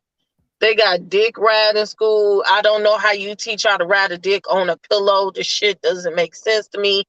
But if these stupid ass women is paying for it, more power to the wench. They created that dumb shit. Dick riding school, twerk school, wife school, dick sucking school. Shout out to Angel. That's my baby. She found a boyfriend finally. Shout out to Angel. Yeah, he look gay to me. Look, man. Angel lost a lot of weight. She look.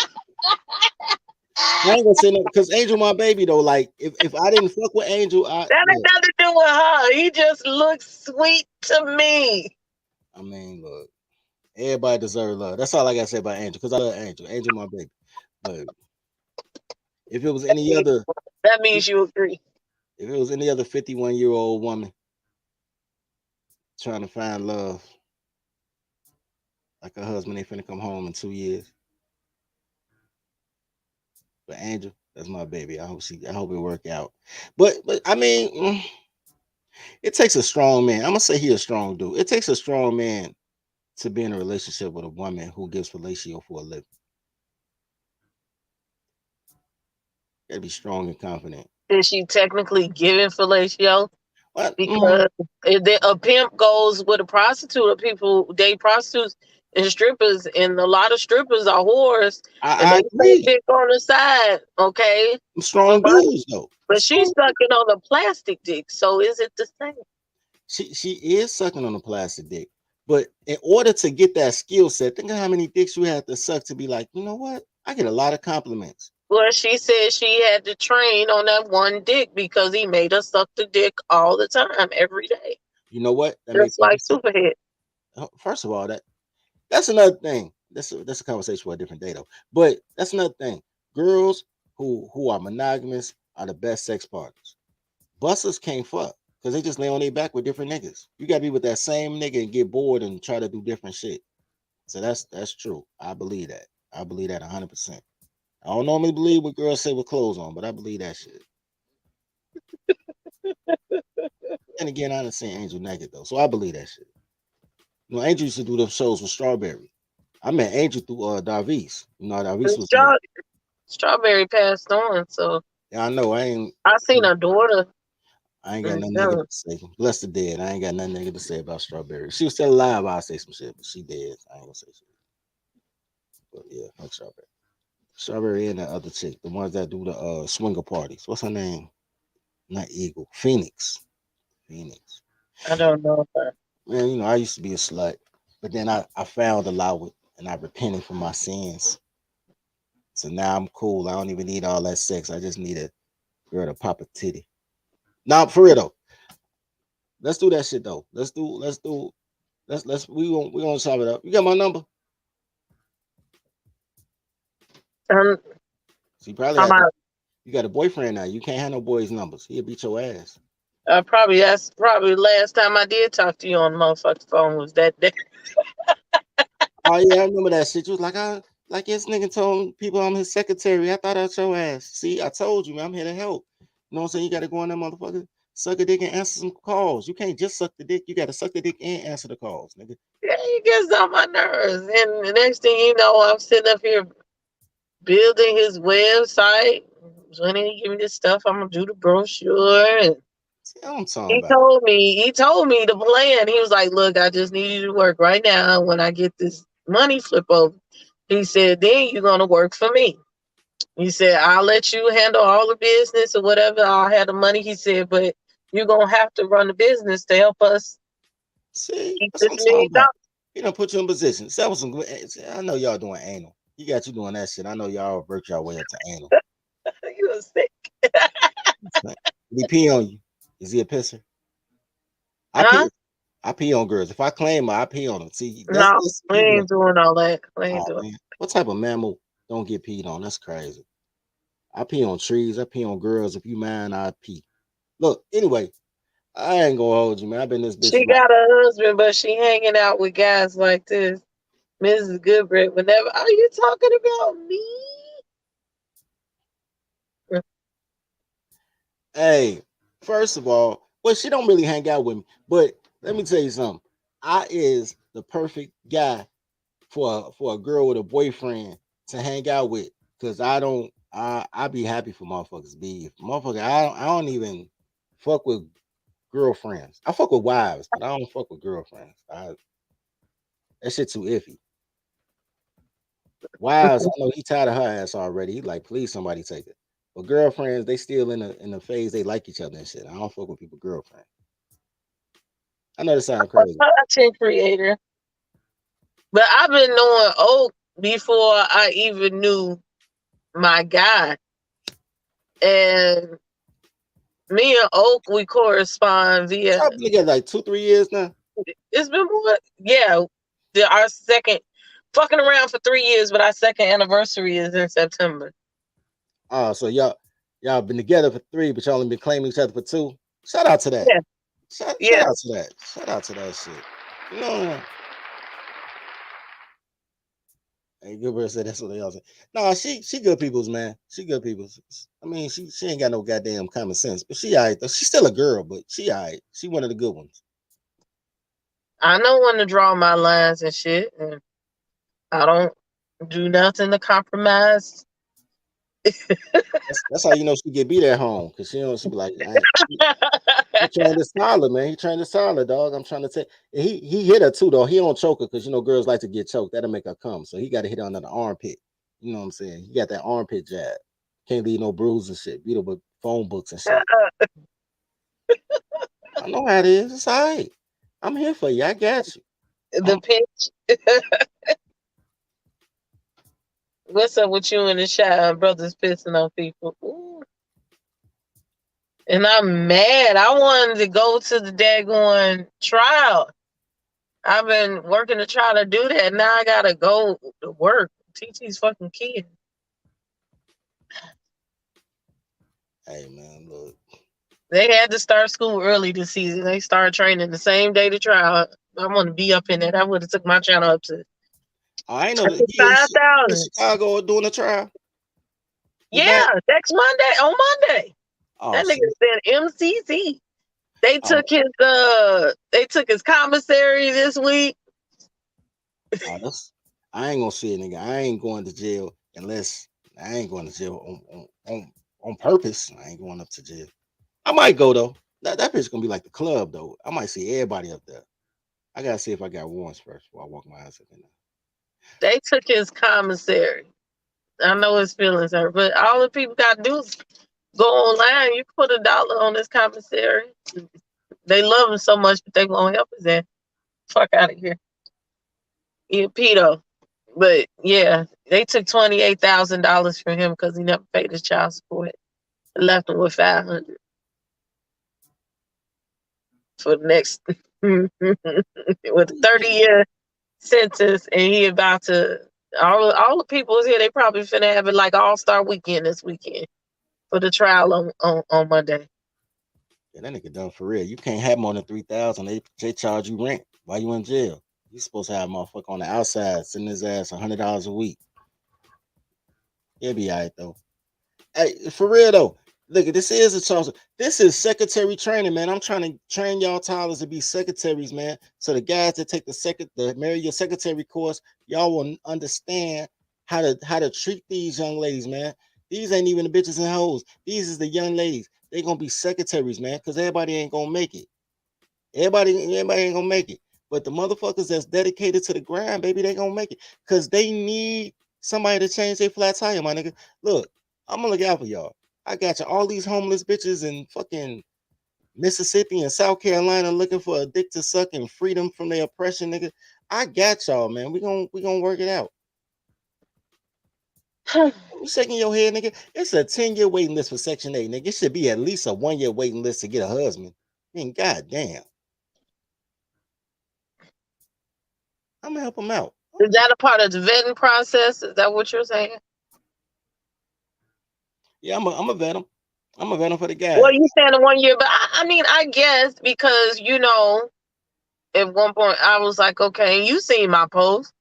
I had gotten to the point I was like, man, I'm just gonna get a motherfucking cat and just call it a day and just be with the old lady, what they call it, Oh, you gonna be the cat lady? See, yeah, I was good because I'm like, what the fuck is out here? And then I was dating dudes, and here come my daughter. I thought that you honking horns. You finna get you a pro. What's that? A prostitute. You honking the horn. You finna get you a little pro. I said, here comes my daughter. Oh, I ain't hear you say that. I thought you said something about some water. I thought I was like giving up or whatever, and I'm like, it's not gonna happen. And when I started having a dude like in my house and in my space, I was so much used to having my own space and doing what the fuck I wanted to do when I wanted to do it. Then here comes somebody who's serious, and now I start having them in my space. I realized, and then he getting down on me about shit that I ain't even thought about and behaviors that I ain't even thought about. I was like, well, maybe I'm not ready to get married as much as I thought I was. I'm gonna train you too. I'm gonna train all y'all motherfuckers. Look, I got you, man. I know you like Jesus love the Christians. I got you. We gonna turn over the money teller. I got you. Look, I don't want you going 100 miles an hour, killing 7 people. So I'm gonna go ahead and let you go. I'm gonna shut this down. But we gonna holler, man. We gonna work it out. We gonna do a Secretary Sundays, man. We gonna have these girls in line. You know what I'm saying? They topless, ready to learn, man. Ready to learn. If they're ready to learn. I don't give a fuck if they're ready to learn or not. Girls is dumb. They just gotta follow. Brand said, what made me change my mind? It's not about that I changed my mind about marriage. I realized that now that I'm more fucked up than I thought I was. We sit up here and think, oh yeah, I can work, I get my own money, I can cook, I can clean, I'm this, that, and the other. New SMS. Okay, come on. You think you're fit for marriage. And I realized that there were some things that were not right about me, that the way I'm thinking is very selfish. And I wasn't set up to be married or trained to be married the way I thought I was. Makes sense. I wasn't a wife. Okay, I don't like you changing my station. All kind of little quirks and stuff sometimes that I did that I'm learning. Like, he's like, you always say your stuff. If we're going to be in a relationship, it's ours. I let you drive my car, but you want me to wash yours and shit like that. So I had to change my thinking. I'm going to teach y'all how not to think. Just follow instructions. Y'all will be all right. Hey, hold on, Tola said I think you're into S&M. I swear to God, it sounded like that's what I thought too when I heard it was like the S&M. And she was like, shut up, and turned it down. Yeah, I thought that's what it said too, bro. I ain't gonna lie. I heard it too, bro. I'm with you. You ain't crazy, bro. I heard that shit too, bro. But yeah, man. I've been on this motherfucker 3 hours. I'm finna dip out. And y'all ain't give me no monies. All this good content. We done got you a breastfeeder and everything, and y'all ain't send no money. She say 50 for a titty. Y'all ain't even get to 50. Y'all is $5. Shout out to Willie Yates. Y'all niggas ain't, y'all don't want to see no titty. Y'all You don't see mad. As much modeling as you see me doing, you don't see nothing like that. You ain't even seen my back. Go on, little wench. 50 what? See y'all. We gonna get together. Matter of fact, when we do the secretary thing, I'm like that's gonna be sub for real because we're gonna do some ill shit. All right. Anyway, I get some people come over here. We're gonna make it work out. But now I'm be up, man. You have a good one, man. I appreciate you tuning in. Hold what is you? Hold something. What's your name? Your name hold something. I'll find it. I'll holler. Bye. All right, peace. All right, guys. I'm about to go check out Palmer's show, man. Like and sub. Appreciate y'all for staying with me, man. It was entertaining, man. Eat right. Drink your water, man. Eat right, y'all. Eat right. Don't live off hot cheese doodles, my nigga. You know what I'm saying? Love each other as you love yourself. Feed the pack. Toddler tales are crazy stories that could only happen to me. Each tale is endorsed by Toddlerology and the Marry Your Secretary courses. In a world where toddlers are only loyal to her employer, learn the skills needed to train your toddler to work at your relationship like she works at her job. There's courses for every level of your relationship status, including polygamy. Need support? Join scheduled study groups with other Toddlerology members. Click the link below. And now, back to today's story. Welcome to the daycare. Welcome to the daycare. Welcome to the daycare. Welcome to the daycare. Stay away from cities with dyke mayors. They spray the pipes major. Don't play with your life, player. Or shake the dice, player. But if you got a quota, then stay away from toddlers. These bitches are fight promoters. Welcome to the daycare. Welcome to the daycare. Welcome to the daycare. Welcome to the daycare. Train your toddler. Please train your toddler. Whippings, timeouts, take her allowance. Cause I swear she will destroy your life if you allow it. Fucking, I'm tired of rapping. Yo, low, bring in the choir. Welcome to the daycare. Welcome to the daycare. Welcome to the daycare. Welcome to the daycare. Why are you moving out? Because, daddy.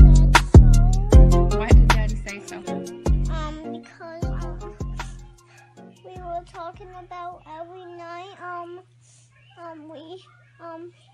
I wanted some boyfriend, so I'm moving out. Because Okay. Daddy told you you can't have a boyfriend in his house? So you're moving out? Yes.